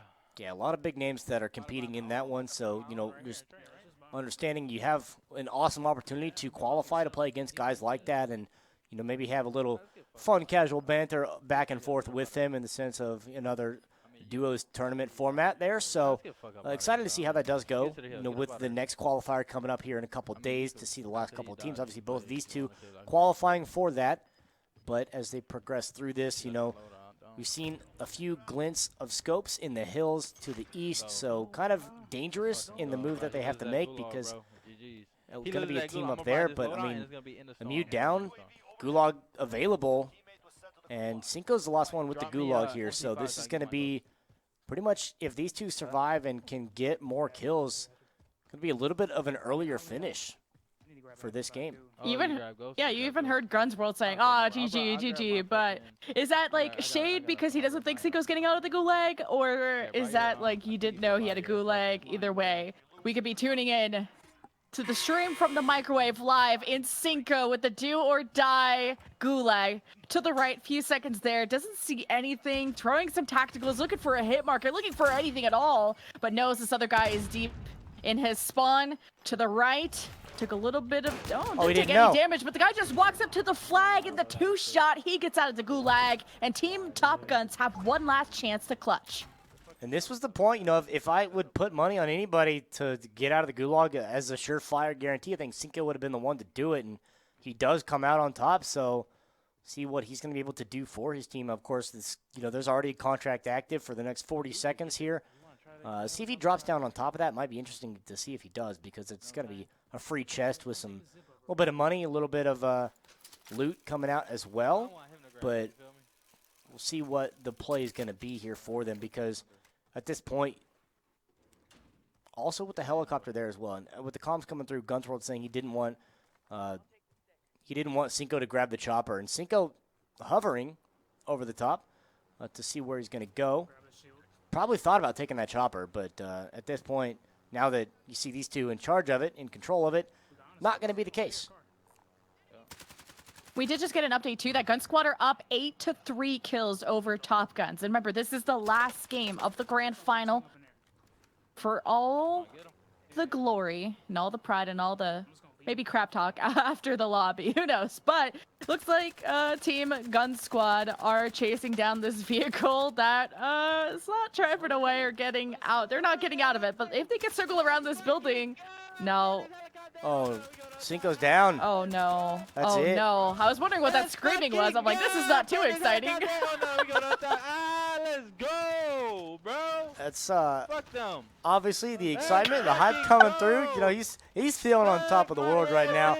They're going to continue just to light this Jeep up. The guy finally gets out of it, but that thermite, a little dangerous, a little bit of damage on yourself. They get it down as well, another kill. But they are feeling it. They are excited, and rightfully so. Oh, God. Guns World kills me. I'm going to have to follow his stream after this. He seems hilarious. And they clutched up at the very end. I mean, Top Guns was able to tie the series by 1 kill, but Gun Squad came out on top as your elite gamer Warzone qualifier number 3 champions, to be joining alongside Aiden and Tommy and Xset, who qualified from the first qualifier. And qualifier number 2, we saw Destrack, and We Might Pop Off also qualify from that. Yeah, a couple great names coming through already for the first couple qualifiers. Now adding on to that list is these two right here, Top Guns and Gun Squad. But congratulations, Gun Squad. I mean, in game number 2, it was kind of backs against the wall where they had to make up 2 or 3 kills before they ultimately ended up taking the lead because the other duo, Top Guns, was already out. But spent a lot of time in Stadium, and I talked about it to start this round off. It was just a very patient play that they had. I got to commend them for that patience, because I could never. I would be far too restless to be able to sit there and just wait it out. But they're able to get themselves under control. Gunsworld able to come up on top and able to clutch that. So we can take a look at the bracket to see how everything shook out tonight. You see that was the final Gun Squad Top Guns right there, with Gun Squad coming out on top. And, of course, those top 4 teams right there, all of them went into a full 3-game series. So good competition across the board. But, I mean, with all these teams coming here and with the fact that it is going to be the open qualifier again for next week, these teams that didn't make it this time around, well, they got a couple days, and they're going to be right back at it. And I imagine to see a handful of these team names coming back again. Yeah. You can sign up. Go over to battlefight.com/elite-gamer to sign up for the final qualifier. It's on the 23rd. It's this Friday. Get your guns ready. Get your controller, your mouse, your popcorn, your energy drinks, whatever you got to do, man. Don't these games are so incredibly close. I mean, it came down to 1 kill or a gulag, or 8-3 at the very end. It was a good game. But I mean, this was Trevor. I'm Lemon Kiwi. This was the Elite Gamer Warzone Tournament, brought to you by Cox, Florida Mutineers, and produced by GCN. We'll see you guys on Friday for the continuation. It's time to win, to take your shots with less lag. For that, you need Elite Gamer, available right now on cox.com/gamer. Improve your gameplay with up to 32% less lag. Experience a more predictable connection. Raise your game. See the difference for yourself. Live in the moment with a real-time performance dashboard that optimizes and tracks your connection to put you in control. Elite Gamer is included with panoramic Wi-Fi at no extra cost. Don't waste another millisecond. Download, sign in, launch. Go to cox.com/gamer.